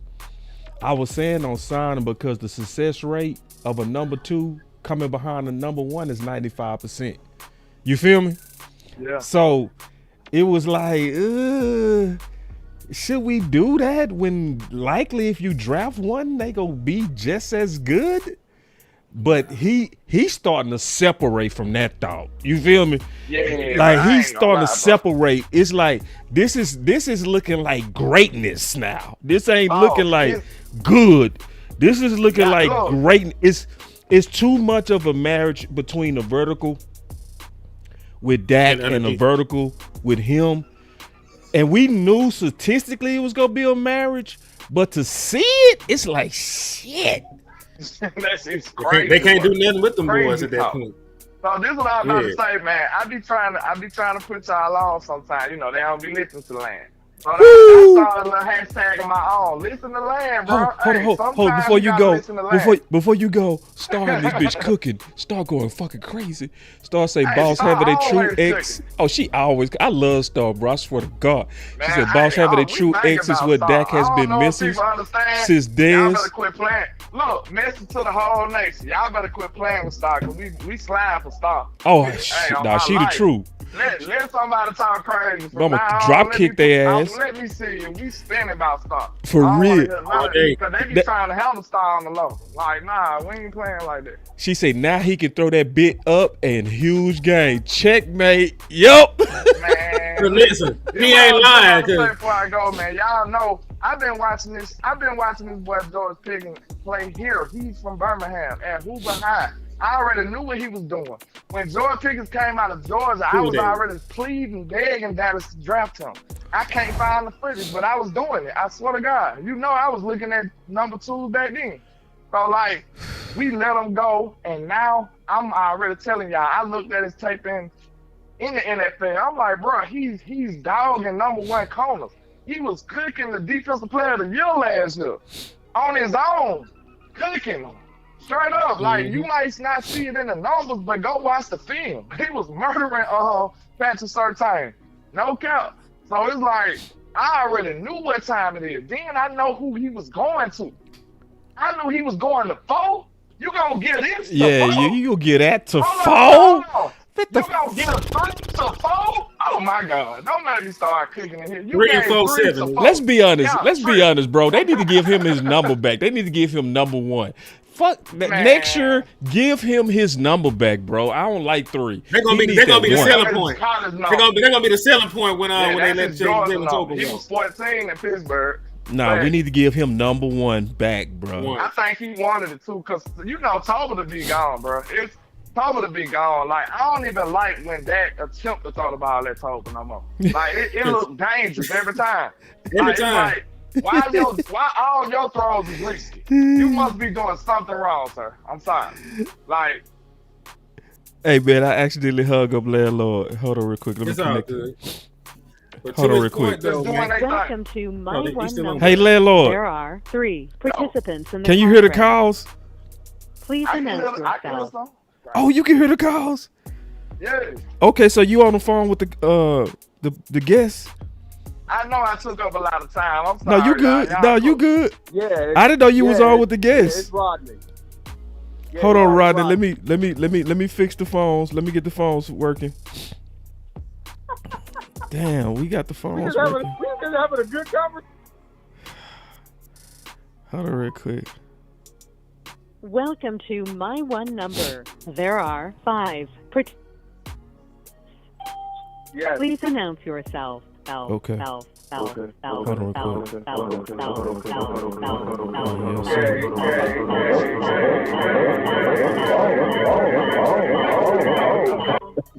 Okay. We just had a remix. That just sound like it's something to think. They say y'all was in there talking. That's like old school back in the 80 days. Trans-Europe Express. Conference has been locked. I'm just glad I wasn't the only one heard that, because I would have been a little worried, you know? All participants are muted, and they can unmute themselves. So you can hear them, landlord? Yeah, I can hear them. Damn, I connected y'all. That's what I didn't know I could do that. Hey, go on ride out with your boy, man. Let's go through these calls. Let's do it. All right, so let me see who we gonna start with. CJ. All right, we gotta go fast, bro. We got 5 of y'all in here, bro. Let's go fast. What's on your mind, CJ? Let's do it. Hey, what it do? Say, man. Hey, man, check this out, man. Check this out, man. See, we get a little aggressive with that defense, kind of speed the offense up. You know what I'm saying? And see, check this out. Our defense got to be built to complement our offense. We need to run up points. We need to be able to control time of possession. And when the defense can go out there and play fast, play aggressive, and force teams into mistakes, instead of letting them just bend, don't break, and take the goddamn ball down the field for 20 plays, then we can do stuff like you said today. Hey, let's go and get this dub, man. Say, boss, I do want to holler at you about the Trojan horse. One day this week, hopefully we get a chance to chop it up, man. We will. I'm out. All right, man. Ready. Yeah. Fuck, man. And see how CJ kept order, man. He was quick. OG, bro. Quick and effective. Hey, Quick he and went effective. crazy. Coach Q. Coach. What's up, boss? What's up, fellas? What's up, man? Keep it quick. Listen, every time wheels get caught, we get a running back, God darn it. Stop with all the BS. Every time we do get caught, it pisses me off. I'm just saying. Listen, guys, I don't know why y'all don't think we need a running back. It's the proof is in pudding. Yeah. Unless y'all play football. Oh, the brothers should score a touchdown. That want running backs over here. You know, everybody on this phone and in the chat, damn, that want a running back over here. So we with you. Go ahead, you could. Point blank, because guys, if we get a running back, it helps the defense. Y'all talking about helping the defense? Getting a quality running back helps the defense. That's right. Point blank, period. Right. Number two, hit him. DQ know that our center don't like power. If you look at when the third quarter starts, watch, they putting their strongest guy on our goddamn center. So I don't want to hear no talk about he can play. No, we need BB. Period. Point blank, period. So if you wonder why the traps are not working, it's because he's getting penetration. Right? And he's putting the biggest guy on Hoffman. That's why the traps are not working. Point blank, period. That's all I got, boss. Man, love it, man. Salute to Miss Pam for the CashApp over here. I appreciate you. Appreciate you, Miss Pam. Let me get back to these calls. I'm butchering this right now. I know the game on, but we cooking though. Yeah. If you want to finish the calls up, I'm with you. Okay, we'll finish them up. We got Rodney. Rodney, you live? Hey, boss. Hey, landlord. What's up? What's happening? Hey, I'll just make 3 quick points. One, Eberflus, he's being forced to eat grits, and he's doing a good job eating it. Yeah, he eating it. He eating them grits. Savory grits. Savory grits. Yeah, now, man. Get these boys now. Get these commanders in a 3 and out, and Shoddy come back out, run the ball. I don't care if you run with everybody. I don't care if you use Williams, Blue, Hunter Lukey. I don't know. All of them. You use all of them. All of them. Come up in there, reestablish that physicality, and get these guys lathered up again, run down their throat. Yeah. Wait a minute. Is they playing Bill at linebacker? Yeah. Yeah. Man, y'all, they making my day, man. You know, I was one of the first people thought about that. And he out here making plays, too. Yeah, he looking good. Yeah, he look good. They got him at the line of scrimmage. Yeah, they got him at the line of scrimmage. That's what we needed, bro. I'm telling you. Go get him, Fowler. Go get him, Fowler. Did you get it? What, they gave him the first down? It's a foul, though. It's a flag.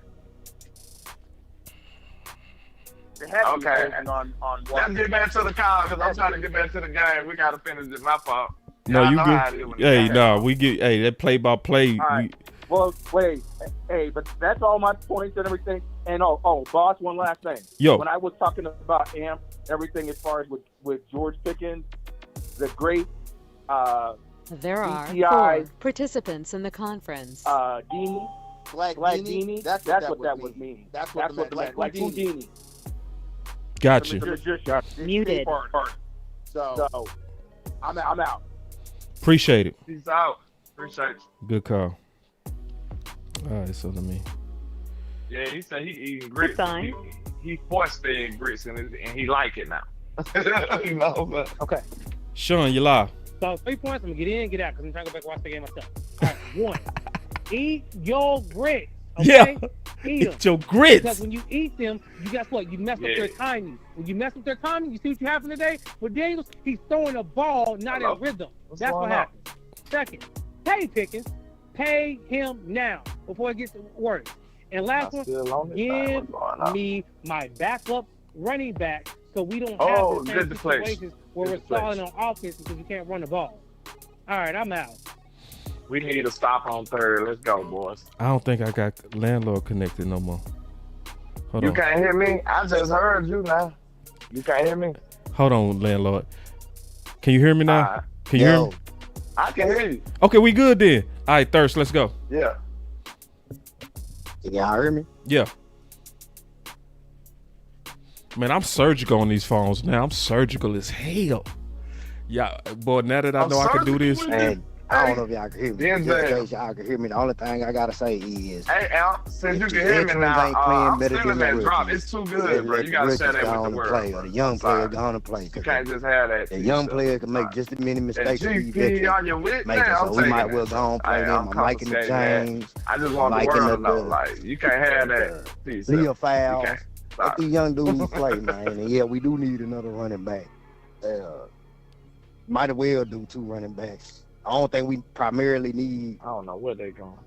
One to start over the other one. We just need something. We just need one to spell the other one. Split carries and let it run the way it's running, bro. Yeah, appreciate it, Thirst. Appreciate it, Thirst. All right, that was OG Thirst, man. All right, let me hang this up. Boom. Okay. Hold on, let me get all Shit. of that. Oh, fumble. We got that bitch. Dallas ball. We got it. We got it. Dallas ball. Can you hear me, landlord? Dallas ball. Yeah, I can hear you. All right, we Dallas back. Ball. We back. We all the Dallas way back. ball. Back to the watch party. Damn, Zayden limping, bro. Hey. Damn.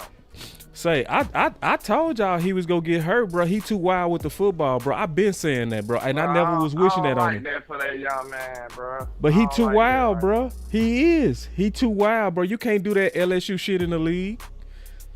I always said he was gonna be RG3, bro. Quarterbacks never learn though. Washington quarterbacks never learn. Bro. Yeah, bro. They look like. They was leaning on his legs too much. I always said that about him, bro, and wasn't never hating on The him. history of Washington, Jaden Daniels probably should have just considered being a little more careful. You know what I'm saying? Yeah. Like they had you before. Yeah. They had you before. Yeah. Real crowd, real talk. Yeah. Like they had you. Right. They had another version of you before. Right. Sir. Right. It should have been easy to manage that. But see, what happened is. What RG3 really would have became? We don't know, bro. RG3 was cold at first, though. He was. He was cold at first. But you know the problem with quarterbacks like that is they so dependent on their legs, it become too much of their game. See, that's why boys. Yeah. See, Dak so dope. When Dak lost his legs, he was always still a quarterback. Yeah. See, them dudes lose their legs. Can you be a quarterback? Can Lamar Jackson lose a step and still be a quarterback? You see what I'm saying? You got to find that perfect blend. Right. See, that's why I love the fact that Dak never ever was that dependent on his Right. legs. Like, Right. In college he was, but when he got to Dallas, he was a little messed by the run game. Like he didn't have to do as much because we Right. had Zeke, and that gave him time to develop down the line. So he wouldn't have to become like that. You know Right. what I'm saying? Right. So, And they around the corrected time me. that he did have, around the time he had the run game too, you still got a more developed Dak by then. Exactly. He could throw the ball. So, Facts. So when he got hurt, it didn't make Dak like ineffective and just terrible because he knew how to throw the ball. So Hey, landlord, remember with Dak. If you cut Dak legs off, he like shit. I'm gonna kill you with his arm. Exactly. And he did it. And see, And he and did then it. this Go the ahead. other part about Dak. How many times did me and you and everybody in the world used to be like, run, man, run, because he wasn't using them. Yeah, You know what I'm saying? Dak was so cold with his arm, he over depended on his arm. Where we used to be like, use your legs. Depending on his arm. Yeah, You know- he also that real life on some Peyton Manning shit. He is, like, real man. talk, bro. Boy, Like, I don't you think said it. people want to hear this, bro. But that's This true. Is real talk. I stand by. I debate anybody. Like Dak is playing like he's like Peyton Manning, bro. Facts. Like Manning never ever ran for real. No, he didn't. Manning like shit, nigga, with an arm like this. Why would I really? Man, with an arm like this, with an arm like this. Why would I risk running the ball? You know what I'm With saying? a, with a, Like, hey man, I like how you said that, man. You said that like you was popping your collar with an arm like this. Why would with an I? arm like this, You gotta hand your pinky up, that boss, when you hear that. Like, you gotta you gotta pop your collar with an arm like this. But see, hey, what they say? Hey, what they say? If I had your arm, I'd cut mine off. He operates just like Manning did, though. No cap. You remember Manning was just at the line of scrimmage with it, nigga. Like, I'm the orchestrator. I'm finna just dissect what you doing and destroy you. That boy Williams hit that boy with a jump cut so smooth. You see it? Hey, let me get back to the live, man. I got West Coast up in here, man. Oh man, that was nice. Let's do it, man. Ooh, that was nice. Bro. All right, man. Ooh, We gonna run it up this week, bro. That was landlord. Wes, man, you see that jump cut on that boy? That boy hit that was nasty. That was nasty. Ooh. Hey, that time, that was not the offensive line. That was our Williams. That's him. That was him. Man. And see, you see how they do us, Wes, man. We take them phone calls. Everybody they doing more than taking a lunch break. You know how some folks is when they go on break. You got to call them. Hey, you see how they do, man. You see how they do. You come back to work. Yeah. You back to work now. Y'all back to work now. Was the Chickadilly close? Did you have to kill the ham? Did you have to kill the cow and then fertile do everything? Did you have to grow the grass? Phone calls. Now I had to be. I can't believe I heard y'all was on phone calls, so I let y'all finish that. There we go. That's what I was talking about, Shotty. Thank you, sir. I love how they keep going vertically to Pickens versus Lamb. I love that. I want to see Lamb. I want to see Lamb work the middle of the field, and I think the middle of the field is going to be open because, and like we were saying, Lamb is better off the run, and when he catches the ball in the middle of the field, that gives him space to do his thing with his legs. You know what I'm saying? Mm-hmm. So Lamb got a block. So that's where he can kill you in the middle of the field. I want to see him out in the run game. Great, drop the ball off to the running back. I want to see that more and more. I think that's going to be a positive play on first down. I want to see that more on first down, not second and third down. I want to see him do that more on first down. That's the extension of the run game to get by 5 or 6 yards and get us on schedule. I think that's going to be that GP, are you with me? Hey, landlord said he's still in that drop. I'm still in it too. So I don't know. I wasn't gonna even tell you. I was gonna just take the shit. I wasn't gonna even. I'm taking that drop. GP, are you with me? I heard him from a distance saying he was talking about stealing the button, but I didn't know which one he was talking about. He talking about that GP, bro. Hey, and hold on. Y'all right here, bro. It's beautiful, y'all. Look at that bird. Watch this throw. Lattimore's washed. Top of a linebacker. Listen here. This pass is over top of a linebacker that's underneath coverage, over top of the first man, in between the other guy, with somebody hitting your arm as you throw the ball. Man, Dak is on. Look here, man. If you're a receiver, you're loving this because the ball is on time, right when you can just catch the ball. That's all you got to do is catch.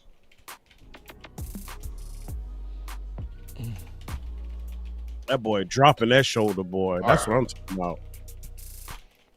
Oh, we got some laundry in the field. Who's it on? Who's the laundry on?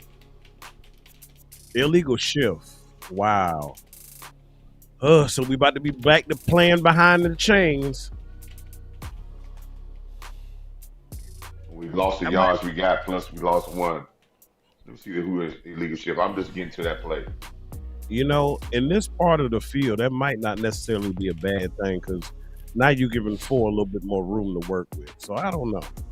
I know the way that we lighten their ass up. I feel right. You on that. You know, like traditionally, I would have been like, "Damn, man, you're gonna kill a drive," but the way we operate, get more roll. You know what I'm saying? Hey, look. So I was getting a little carried away. I was eating heavy. You know what I'm saying? Like this meal I got here, so I had to bump up from a waist 36 to a 38. Got a little bit bigger. We need a little bit more room for 4. That's a BS right there. That's a BS call. The call was trash. This is a legal shift. Yeah, you don't let him run the play. You don't run him. You can't run. It don't come. The flag don't come after the play done went I know, that's what I said. That's what I figure out they done move. Exactly. Why did the play? That long to figure out they move. Yeah, that's what I said. You shouldn't have let the play go. You shouldn't have let the play go. First down. That's a ref. Use them legs, Dak. Let's go. And he lowered his head. And he did it Peyton Manning style, like a chump. He didn't do it on Dak way where he would have jumped over them boys. You hear me? Let's go with the 6. Man, let's go. Let's go, man.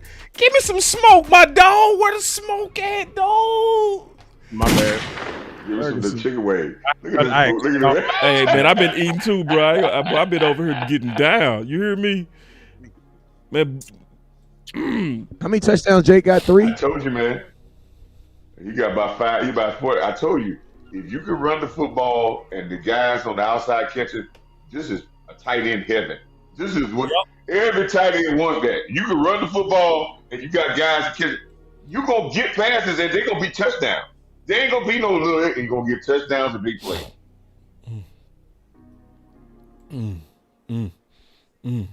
My bad, y'all. I actually cut my smoke off accidentally. Hey, you don't need no smoke. We smoking in by now. ourselves. Hey, now listen here. This what. Let me say this right here. That party I don't music think y'all caught it. Hold on. Let me say this right quick, and I don't think y'all caught it, but I caught it against the Jets. At the end of the Jets game, when we had this game, we started building bad habits at the end of this game, end of that game. And those bad habits went right on into damn Carolina. With the maturity of this team, let's not build bad habits. Because if you build bad habits at the end of this game where you start getting lax in what you're doing, it goes right on into the next game. Okay? So let's buckle down defense and team, and let's finish this game like a team that's trying to get ready for a run, because we got a hell of a schedule coming up, and we can't have no mistakes allowed. Agreed. No days off. No plays off. If y'all want to do any mantra, let's do that mantra. No plays off. Plays off. I like it. That's right. We ain't got no time, because every week it's a big time game from now on. Yeah. Because, hey, Coach. We're in the stretch. When I say the last 11 games of the season, this is time to play.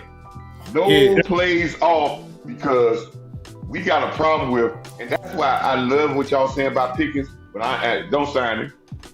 Hey, I ain't hyping nobody until I get 6. That's what I'm trying to get to. Give me 6, and then I'll pay you whatever you want to get paid. I feel that. But, hey, Coach, to your point, even with a win today, the Dallas Cowboys only got a 28% chance to make the playoffs. So you're right. They can't lose no more damn games. That's right. They done fucked up too much to start the season. That's right. So you 1,000% right with that, Everybody's going to be. You got to be. Hey, this has been the problem. If anybody know the Cowboys, it's been our problem. Know why our bubble gets bust too fast? Because we blow the damn balloon too damn fast. Ooh. That's why. That's why the balloon pop. Because we blow it up too damn fast. I feel it though, man. But you're right. They have not handled success well in the past. You know, I love every game that we underdogs in. Every game we underdogs in, I'm putting money on the Dallas Cowboys. The motherfucker gonna show up then. Sure, you're right. When they supposed to go out there and beat a team like the Panthers, that's when you gotta be, you know, clutching your pearls and shit. Cause they mess around and lose, man. Facts. You know what it is? Panthers are better than what we. And I say they done won 3 straight. They done won 3 straight. Well, this is the reason why. And you know something? Boss taught me this, and I give a lot of credit because I'm only on this because of Boss. But Boss said something to me when we first started, and it was this mantra, we don't talk about it no more, is our voice matters. If we carry the voice of, oh man, to get the Panthers, we should blow them out. Guess what they gonna do? They gonna carry that. Yep. We got to respect the guys that they play anyway. And that's why I was saying to you, Henry, about when we say the third and fourth string. We've got to respect our opponent, because if we don't, our players are quick to get big-headed and play just like they are, it's all right, and go out there and lay an egg. Because if anybody watched that film against Carolina, y'all should have been sick. And talk about coaches, This was god doggone men not coming out to play. That's all that was.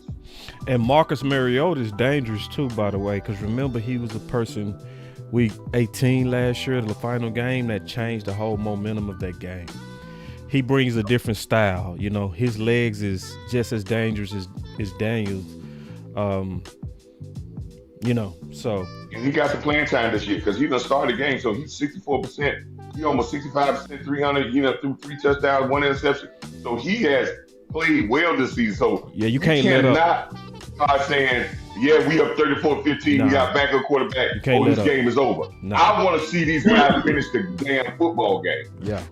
I want to see a dog mentality say, we don't care who you got on the field. We're going to come at you the exact same way every play. And until we get that way, Cowboy Nation, we can forget about 6. This is what we need to start pushing. Stop all this catering and catering to these football players, man. Get on their ass. Well said, Coach. Oh, Lord, we got Botch on F them picks. It's over now. We got a big voice. Oh, yeah. Salute to the big homie. He was kind of like, I don't know. Now he on F them picks. He's seeing it. Mm-hmm. Cause you know why? You know why he's seeing it? Cause Boss showed me that I showed him. Mm-hmm. I'm team F them picks too. If you team F them picks, tweet it. Tweet it. F them picks. Go get it. Man, that's what I'm talking about. Team aggressive. Right after I finish my chicken. Ooh, team come aggressive, on. man. Come on. Wow. Yeah. Let's go. Let's go. Let's go. It's over with. It's over with. It's over with. Oh, get some of that. Get some of that booty. Give me some of that booty. Give me some of that booty. Give me some of that.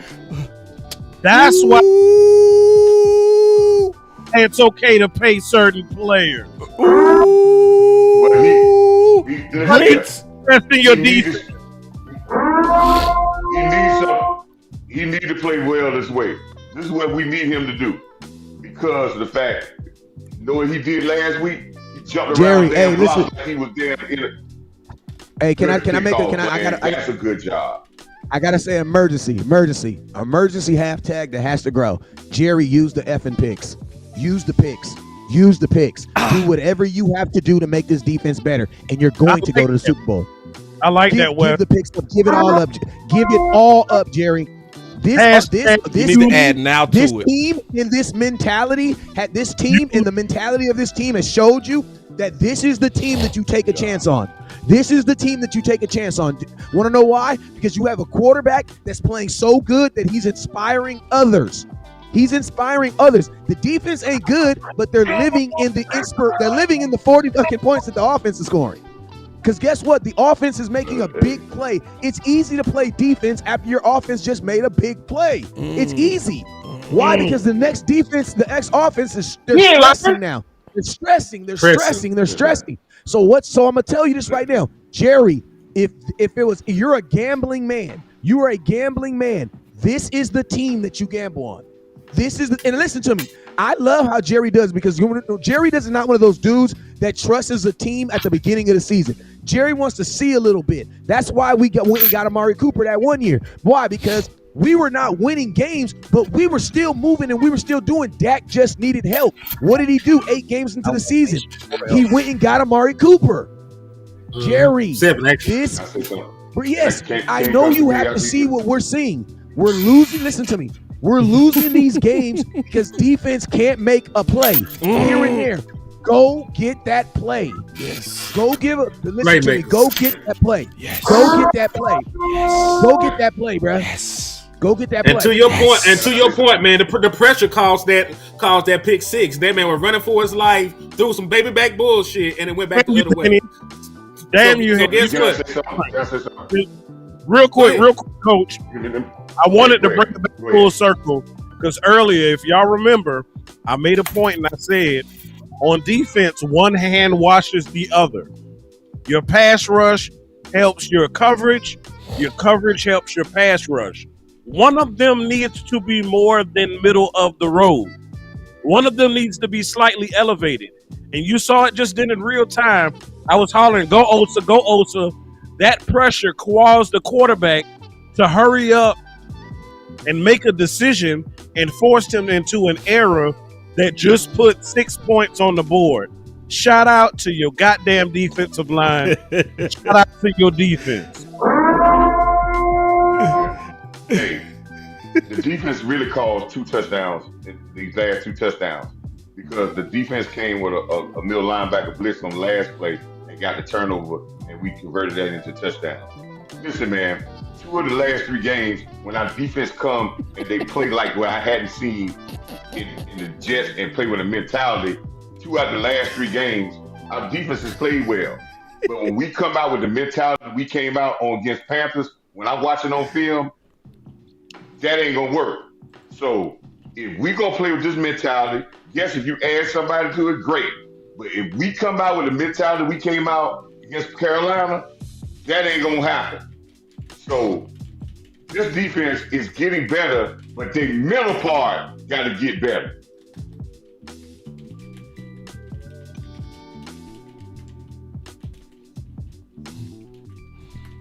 My boy say Boss Cowboy told me to tweet F them picks, so F them picks. And you know who else ain't been playing today? Hey, y'all know who else ain't been playing today, boss? Ooh. Number 25 has been playing and 27 has been on the sideline all game. Oh, somebody say, my boy Nate with a hashtag say hashtag Diggs was right. I'm doing that right now. I'm taking that one. Hell yeah. Hell yeah. Nate, Diggs was right. I'm taking that right now. Hell yeah, bro. Hold on. Shit. Then all of a sudden, remember what they were saying this week? Bland and Diggs ain't touched the ball. Yeah, you start having some grits. They touch the ball, don't they? Oh shit! Hey, I forgot to read the super chat. I think I have my shit. I think I have my shit muted. Shout out to Landlord Sports with the $10 piece. He said, "Pick grits." He said, "Pick grits." Flukes, it's the new movement. He got the grits, the angry niggas, and 100. So salute the Landlord with the super chat, man. We ran here. What happened on that play? Diggs was right. Hashtag Diggs was right. On that play? Let me go back to the game. I'm over here, man, into what y'all talking about. Yeah, man, grits. And good tackle. This defense still can be better though. Yep. I don't want to get too comfortable in this game. Clown out there looking like a receiver. Diggs was right. Y'all so funny, bro, with that Diggs was right. That's what we need to start. We need a campaign. Diggs was right. That's so dirty. Dirty. Diggs was right. You know, Diggs been right the whole year too, bro. He was right on betting on his own rehab team. He was right. My boy say normally I hate grits, but but y'all killing me. Y'all killing me with these comments, bro. No, Giants are yeah, I just saw that, coach. That's crazy. Diggs was right. That hashtag Diggs was right is crazy. I love that one. All right, come on, stop this, shut it down, baby. It was a Diggs is right. 3rd down and 3. That's come on, so come petty. on now. Come on, baby. Y'all petty like me. Petty ass people. Where we at?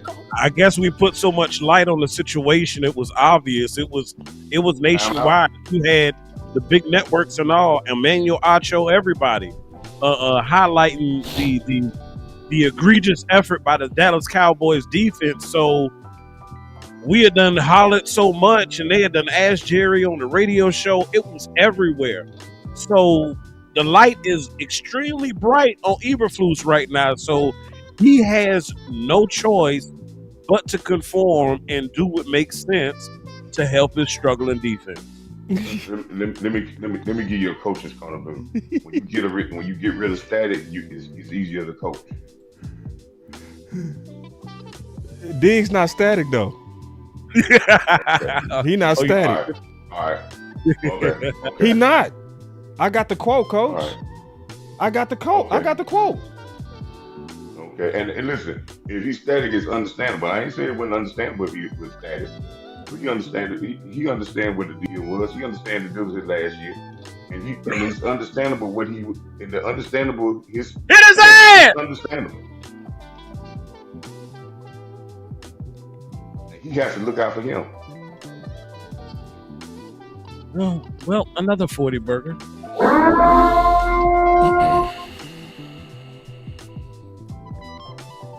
Let's go, baby. Let's go, Solomon. I love your hustle right there, Salo. Salo! Let's put 50 on their ass. Like they had with a whole quarter. You saw what we did in the first. Let's put 50 on that. Hey, L, I see your tweet, man. You stupid. Here we go. Oh, with that after picks. After picks. Hey, man, listen. Let's get to work, man. Listen, y'all. We serious about F picks, y'all. Donald, you got to make that play, Donald, even though they threw the ball out of bounds. Man, you got to make that tackle in the backfield, Donald. Hey, tag Dallas on this too, y'all. Yeah, we got to tag Dallas too. Tag Dallas. F the picks. Tag Dallas on this stuff, man. Man, hell no. Hell no.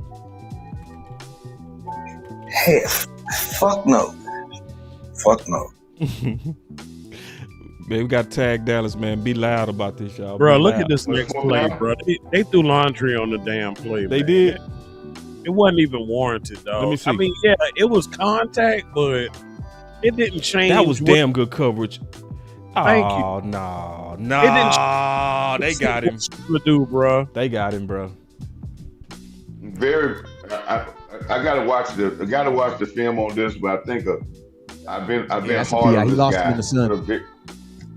More of a better game from Elam, a little bit more aggressive on coming up. So I've been hard on him, but I think a better game by him. Yeah. Than he has been playing. Yeah. So he's got to play better, because I think some of the things we see that's wrong with him is probably why Buffalo gave up on him. When you got a guy that's a first round pick and the team give up on you, sometimes we have to play it through to find out what his warts are. And we hopefully he can work through those things. Yeah. Get better. Yep. And you do sometimes. You do. Hey, boss, you ever seen shit. You ever seen, I'm going to say it real quick. You ever seen a wide receiver on goal line defense? That is not. Watch this next play, boss. Watch this next play. Who's got the quarterback? You got to know on this type of play that the quarterback is dangerous. You got to know that on defense. You got to understand that. That should be in your scouting report. Say, hey, their running backs ain't as dangerous as their quarterback down here. He has already hurt us with this play. Lord. Let's go. I got to attack the quarterback. Avion. That's why you have a wide receiver on goal line defense. Damn.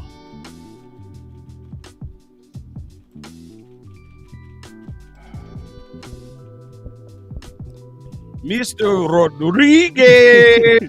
Diggs was right. Y'all killing me with that Diggs was right. Ooh, that's gonna make Eberflus so goddamn mad.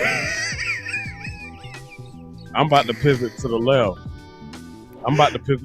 Watch this, boss. You'll see it in a second. Oh man, that Diggs was right, bro. That's dirty. We dirty. We so dirty. Let me change the vibe, man. Who is that on the ground? Short. Who's that on the ground? Short. Kenny Clark. Fuck. Ah, shit.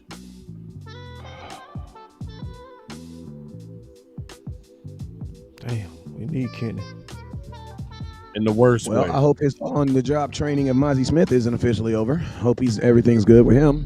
Look, that might be the first time we get Mozzie and Jay active on the roster at the same time.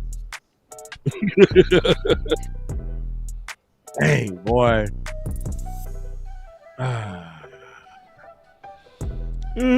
They killing me, man. He tweets Eberflus like grits. I just don't, it's something about Mozzie is noses. It's something about Mozzie got it, man. I just don't see just don't see no love for football and modern movements no more.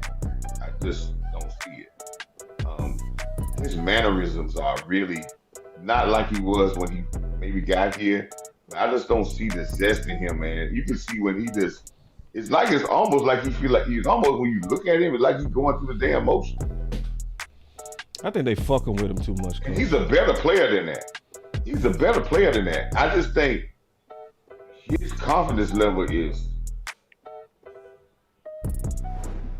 I don't know, it's way down there. And he's a better player than that. And I think just the enthusiasm will give him, because he's so strong and he hustles, but just watch him. Just watch his mannerisms, and you can learn a lot about a player's mannerisms and how, even when they do a good play, how he react. He don't even get excited when he make a good play. Yeah, I think we be fucking with him too much, Coach. You know what I mean? Oh yeah, but I said this early on. We destroyed his confidence because we put the whole running game on his back, and unjustifiable. As I kept saying, and then we started to find out that there's other parts of the running game that you got to fix as well. So as I kept saying, about 11 guys, and I figured that we would jump on that so much that the other guys, instead of getting better at their game, they listen to what we were saying about, oh, it's a one take, and they didn't get better at their game. And now they got exposed. Now we having everybody trying to get better, which we should have done at the beginning. You ain't lying.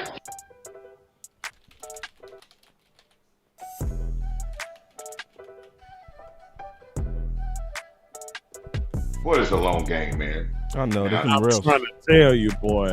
Man, I'm over here, man. Now, Shit. this is what Shotty's like, okay, it's really important for us on this. Yeah, that's touchdown.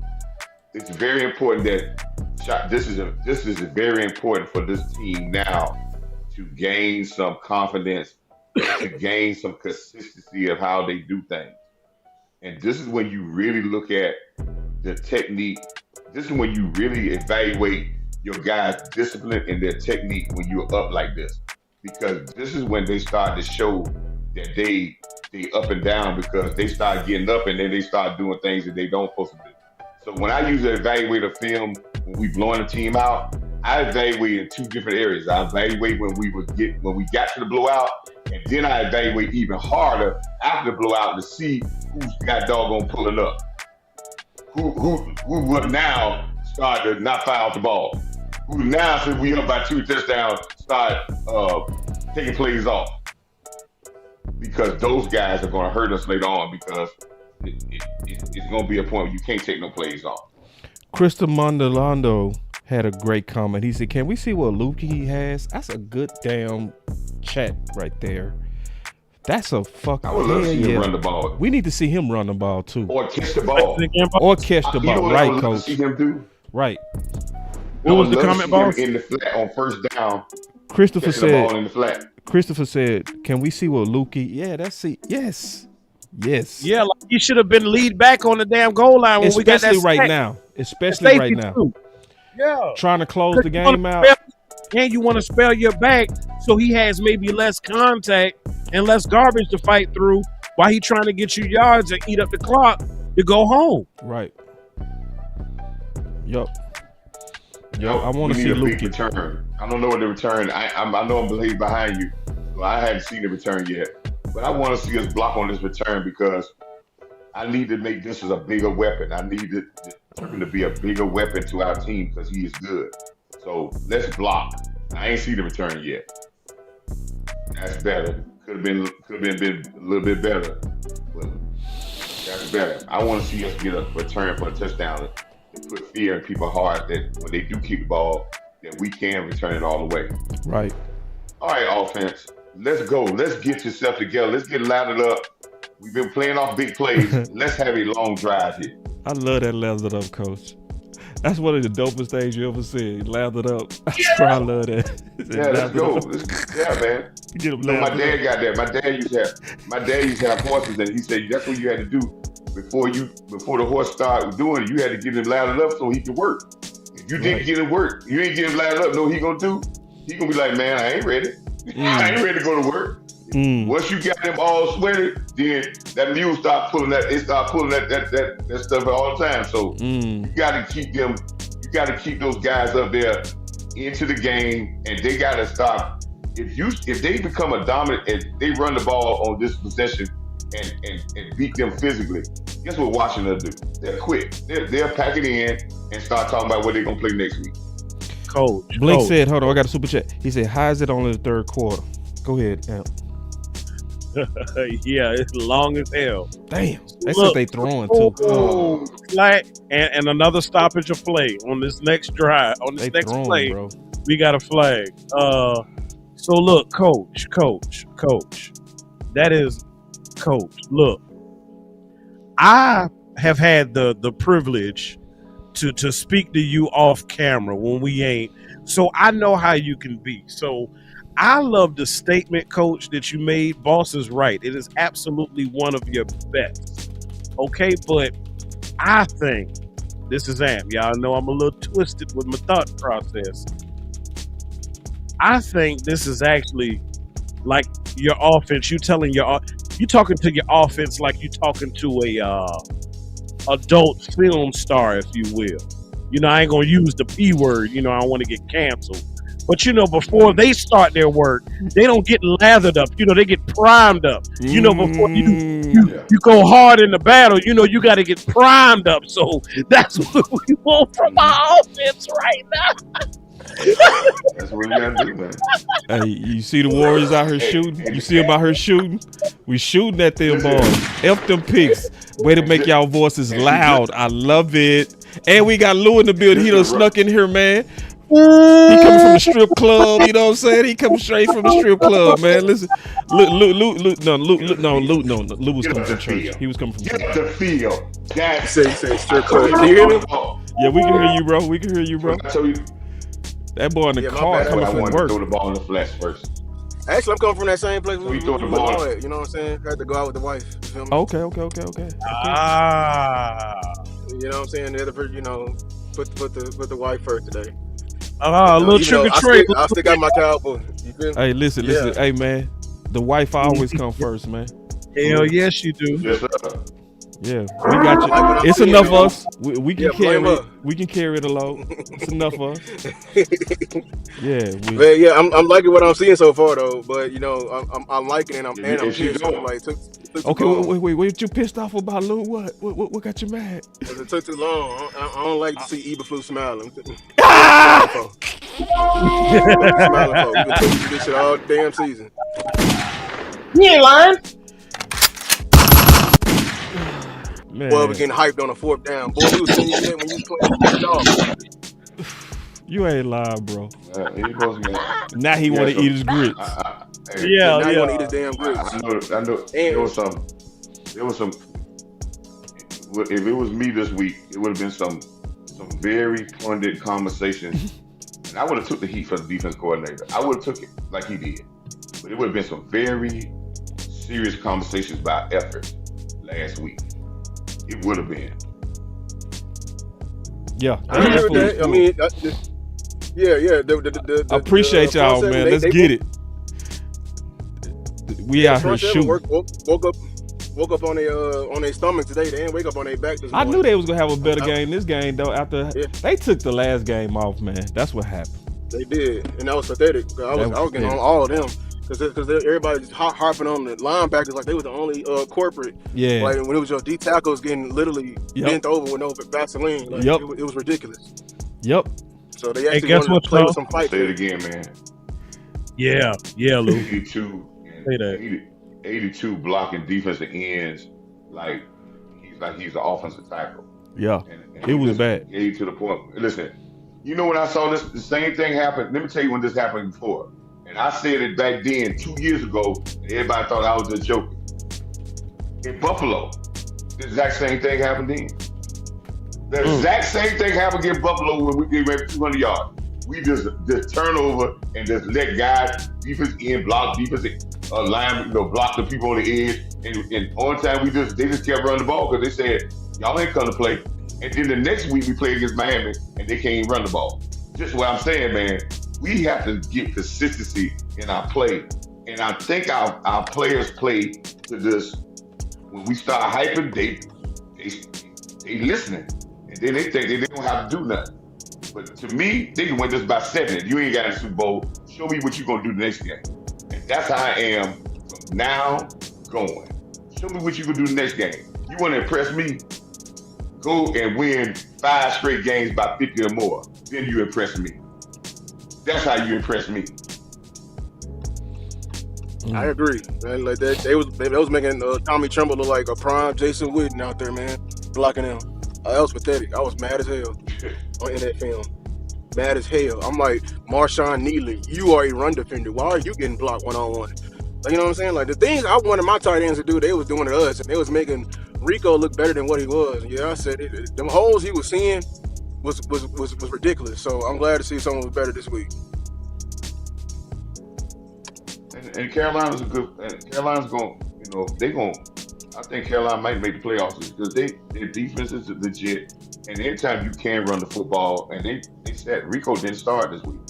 They brought in the running back got healthy. He came back. Rico and him ran the ball very well today. So, but like I said, Chicago is a better team than what we thought they were. They're showing that. So the losses we got, after a while, you start to look at them and say, oh, they weren't as bad as what we thought they were. Yeah. Hey, so I'm going to go ahead and say this, Cowboys Nation.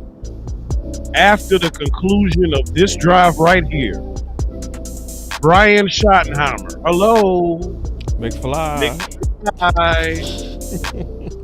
Hey, you need to get that drop, bro. You got to go get that one too, bro. I need that one. Yeah, you're right. Hello, McFly. So, the point you heard us make early in the show, and we adjusted it in real time because of how fast the game was going. I initially said that our magical number for defense, magical number for offense is clearly number 4, and y'all know why. Yep, throw them up. But the magical number for defense is also 4. But because of the speed of this game, we upped it to 6. Yep. Your defense, between a combination of punts and turnovers, has gotten their 6 stops. Yeah. So once the offense concludes this drive, Dak Prescott, you, sir, I need you to sit your ass down. Sit your ass down. Sit your ass down, Mr. Dak Prescott.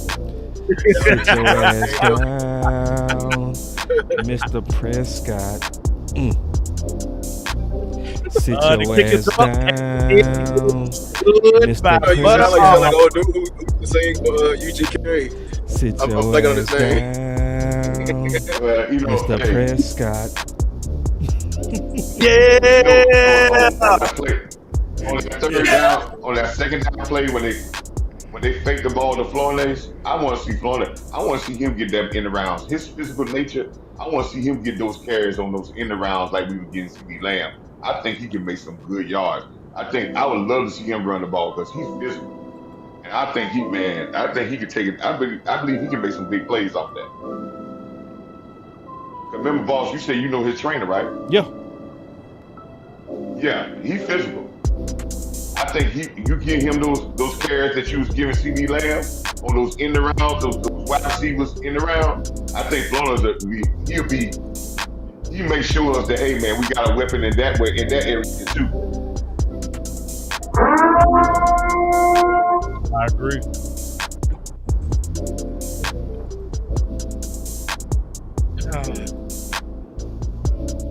Now we got 12 minutes, and I know a lot of people pardon, but I'm really looking now to see.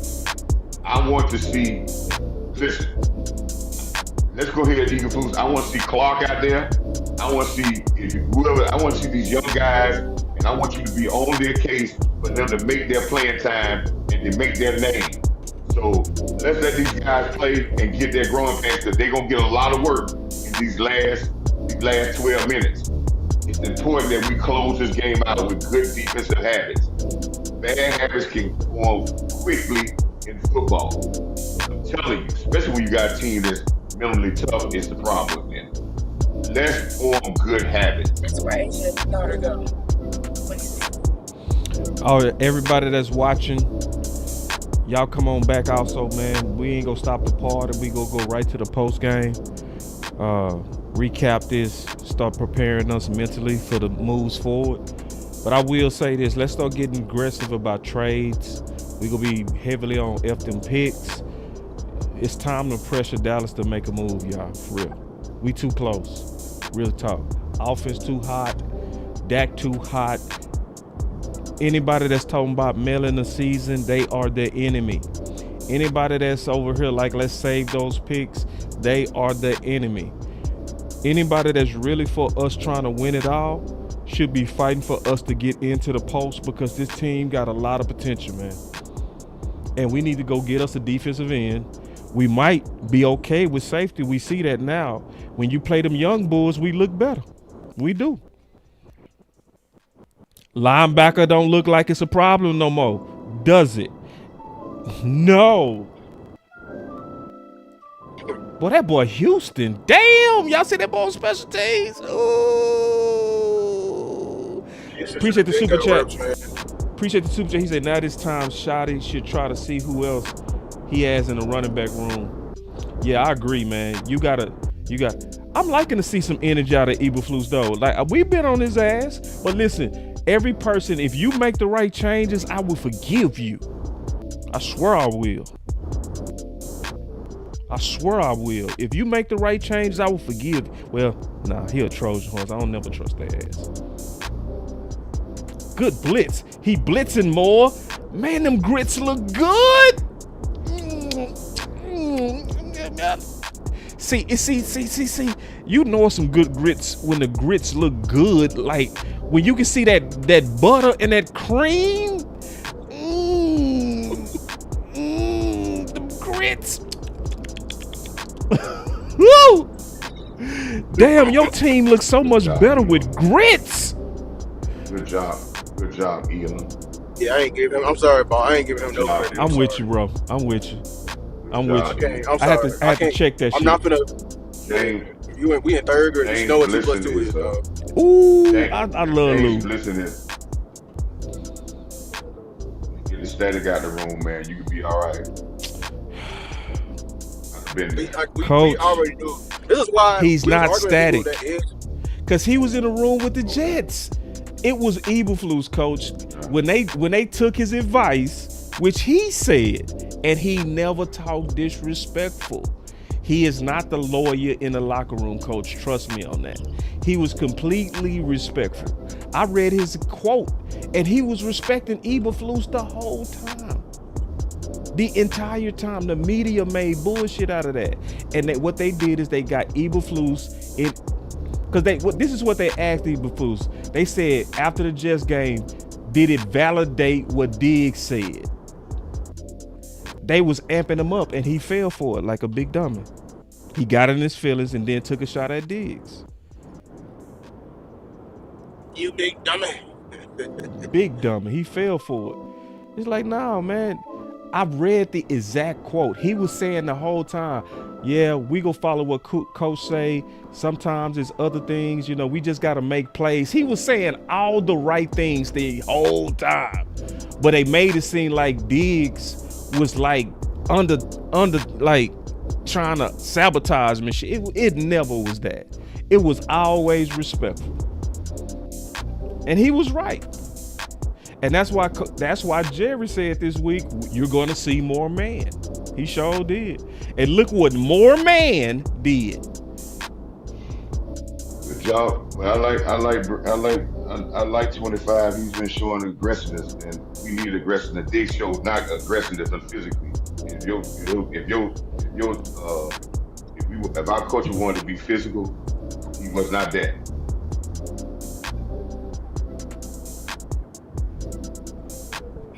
I mean, we looking more aggressive, and we calling a more aggressive game too.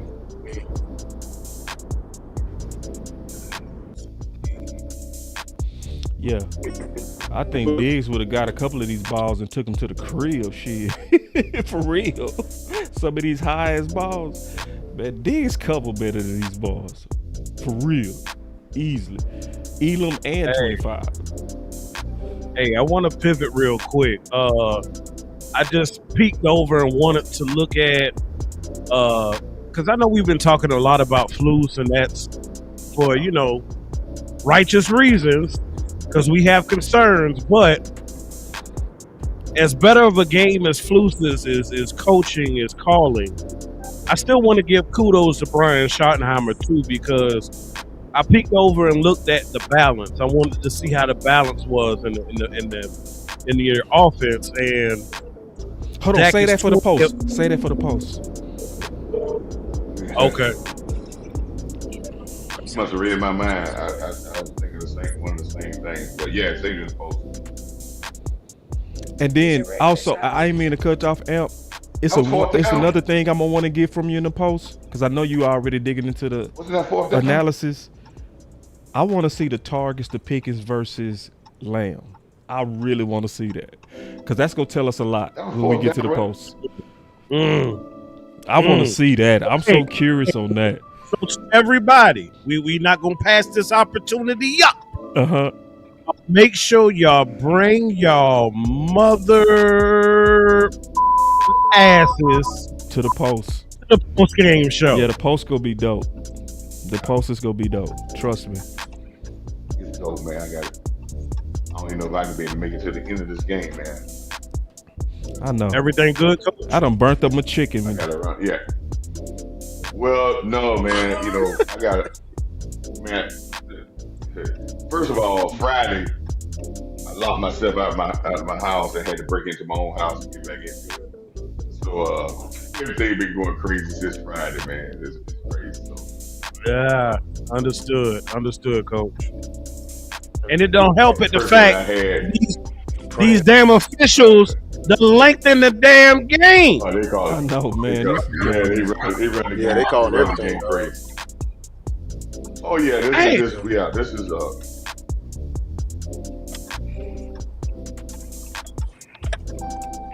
And boss, what you just said, you said you want to see about distribution. I got another distribution point to make in addition to that too. So yeah, y'all gonna want to bring your little selves back onto the post game show, because we gonna be cooking. We gonna tell you what we did good. We gonna tell you what we did bad. We gonna tell you what we could do better. And 4 is still in the game. Why? It don't make no sense. Well, that was 4th down, so we did get the ball back. That's another turnover. But hey man, make it 7. With this man, I just hope that and I'm just gonna say this one last thing about the receiver thing. I just hope we have the dynamic that they have in Cincinnati, because Higgins know his role. He probably could be a number 1, but he understands he's number 2, and he understands that. And he understands plays are gonna be there for him to be made, but he understands that Chase is the guy. So, and we get that, we gonna get the production that they give Cincinnati big time. As long as we can't view it as Cincinnati, coach. I'm sorry. We are not. This is not chasing and Higgins. Higgins is way better than that. We got 2 number 1s. We got to view that differently. Okay. All right. we got to view that differently. Higgins is not better than Higgins. Higgins will put up numbers on a consistent basis for years that Pickens ain't never done before. Coach, Higgins can't. Let me turn off this music. Let them fight. Pickens' best year. Come on, man. What we doing, man? What we start letting 3 or 4 games started? We talk about whole career, Higgins man. He's a Joe Burrow benefactor, coach. He's had a legendary coach every year. When he don't have that, we don't see from Higgins at all. The only person we see from is Chase. You're not saying Pickens. Number 1 is. You're not saying Pickens is not benefiting from Dak Prescott. Pickens was producing even with quarterback 3s over there in Pittsburgh. He ain't never had a quarterback. Let's talk about his number before Dak Prescott. He had How 12. about He damn came the into numbers? the Cowboys with One. I'm 12 touchdowns in his career. I'm telling you right now, Coach. 12 touchdowns in his career Coach, in I'm telling you right now. preseason. I'm telling you right now. Coach, you taking right taking Higgins over Pickens? Over Pickens? No, Coach. Yeah. Okay.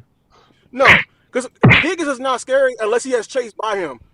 By himself, Pickens by himself putting the fear of God in all cornerbacks in the league.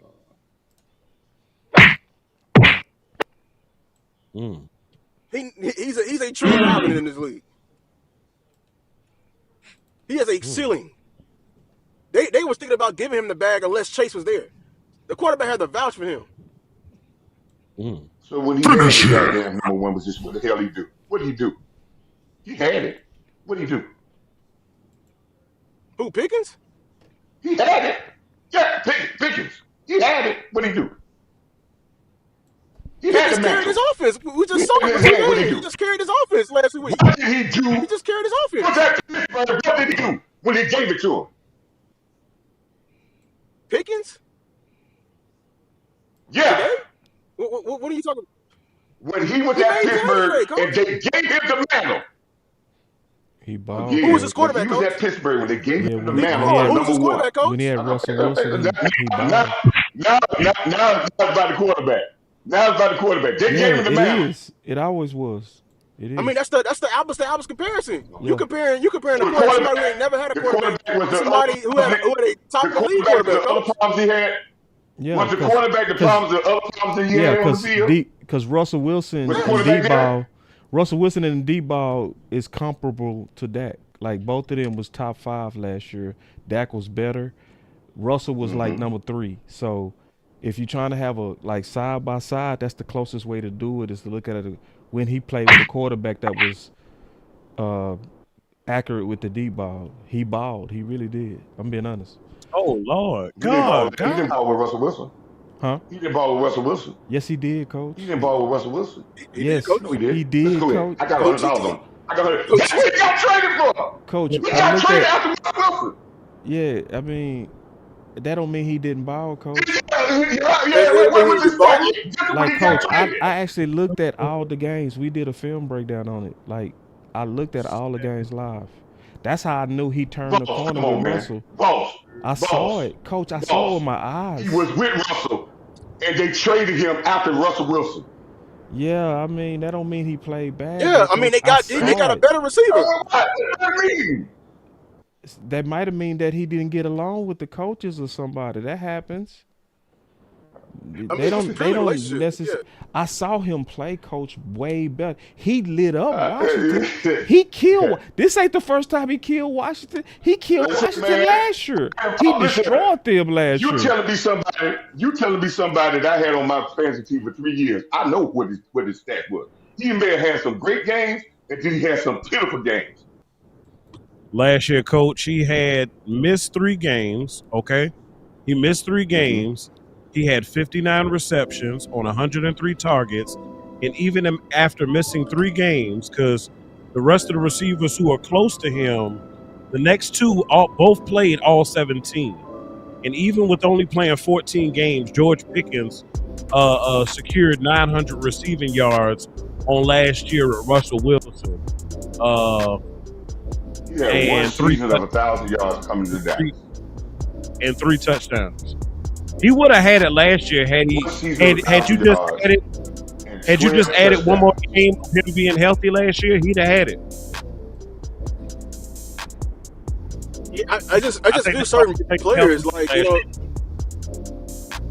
I just view certain players like I just view certain players as situation dependent. I don't think George Pickens is that much situation dependent as a T. Higgins. T. Higgins is very much so situation dependent. Like I don't believe he's a number 1 receiver in any book. He may get off some games, but he benefits from Joe Burrow and definitely Jamar Chase in his just for reference, the next highest receiver last year in Pittsburgh was receiver Austin. He played 17 games, only had 36 receptions and 548 yards. The second person to him was Fryermuth with 653. So even after missing 3 games, he still almost knocked on the door at 1,000 with 900. And the other receivers were not close, and they played all 17. And sometimes people just think different. It's okay. We don't have to keep going back and forth. That's fine. People think different. That's fine. I mean, I just my man is Cincinnati, man. Y'all act like he I'm just reading it up. No, we ain't say all that. I just think Pickens better. Yeah, I ain't say he's garbage. I just think we can't just view him as a full number 2. I just think we got to give him way more respect. I know he ain't CD. I'm getting other number 2. We doing the exact same. We starting to do the exact same thing with Zeke and Pollard. It's about to start happening again. No, I don't know what you're talking about on that, Coach. What you talking about? We can't have 2. I think Coach is trying to say the fact that we gave value to Pollard. We don't give it up. He's just as good as Zeke. And I think by saying that we give Pickens the target CD guy, Coach is saying that we saying Pickens is just like CD, but the difference sometimes is he better. Shit, on the D ball, he was better last year. He's a better deep ball runner. He's just a naturally better deep ball receiver than CD. He's not doing it in the presence of other good receivers. Yeah, he was the number one. He was the number 1 receiver in the league last year in deep balls. Without Dak, that's facts. As far as versatility and working in the yak, and then in between game, man, ain't nobody better in the league than CD. Yeah, CD would tear your ass up. In the yak is CD. Yeah. But if you need that big play, I want it going to Pickens. And you got to think, you ain't rolling no safety over here with no real second threat in the receiver room. Hey, good news, y'all. Good news, y'all. They got Blue in the game, so we finna see him in a closeout situation. This is very important. Because up to just now, he only had 2 carries. Do we have an update on Clark? The DT, Kenny Clark, is he fine? I ain't good run by Blue. Yeah, good run. Patient. He showed some patience. He was tipping a little bit, but it was smart to tip right there. For real. Hey, guess what Rome's saying? Guess what he's saying over at Cowboys fan talk? He just tweeted and he said Cowboys need to trade for a pass rusher ASAP. Absolutely. The noise on that finna grow. Yes, sir. We had our finger on the pulse on that since what, week 2 or week 1 preseason. Yeah, and preseason, dog. Preseason. Because we wasn't generating it in preseason either. It looked almost the same. I looked at that room and I said, yeah, ain't enough, man. One thing I will say though, I think we was on his neck enough because I did see it used a little bit more this game. I saw him sending more than just 4. Yeah. So I'm grateful. It did help. Because again, without that 4, we don't have, in my opinion, an elite enough of a defensive front to create and generate enough pressure with just 4. Sometimes you got to go against what you've been accustomed to and send that 5th man and keep them off balance, you know? I don't understand. Did Sanborn play it off? We trying to run this clock out, right? Trying to run this clock out. I got you, Luke. I would even go with I like Florence out there, but I don't want CeeDee Lamb or Pickens out there no more. But hell, I'll put another tight end. I ain't gonna put little ass Turpin out. Turpin out there. So I gotta block people, man. I would put the Munchkin out there, man.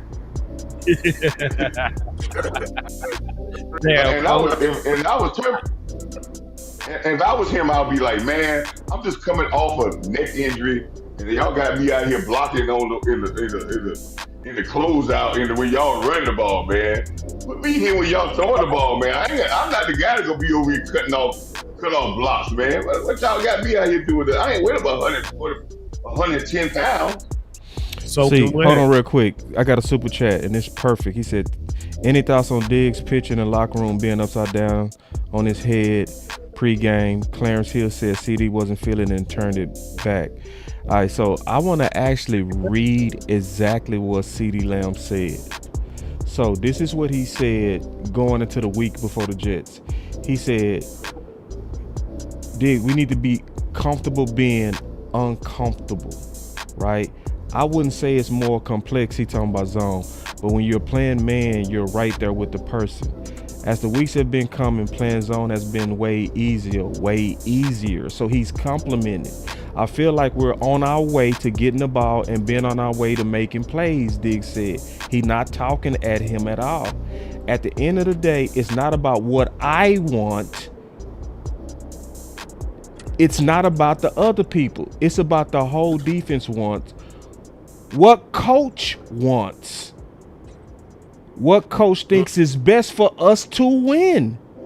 And if he feels like this gives us our best chance to win, we gotta play it and just play it to the best of our ability. It's not to point fingers at nobody. It ain't nobody's fault. We just gotta execute.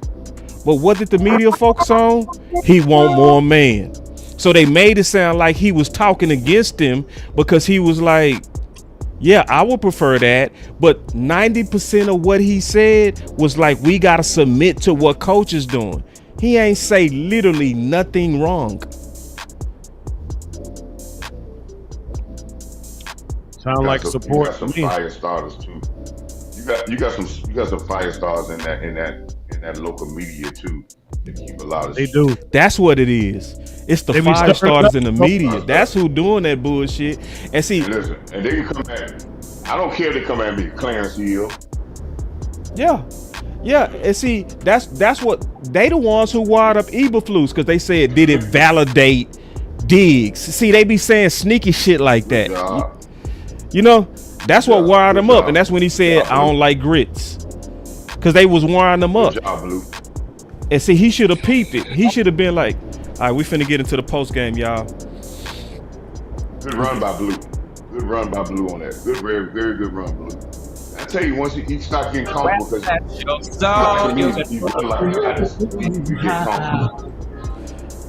we gonna be right back with the post game, y'all.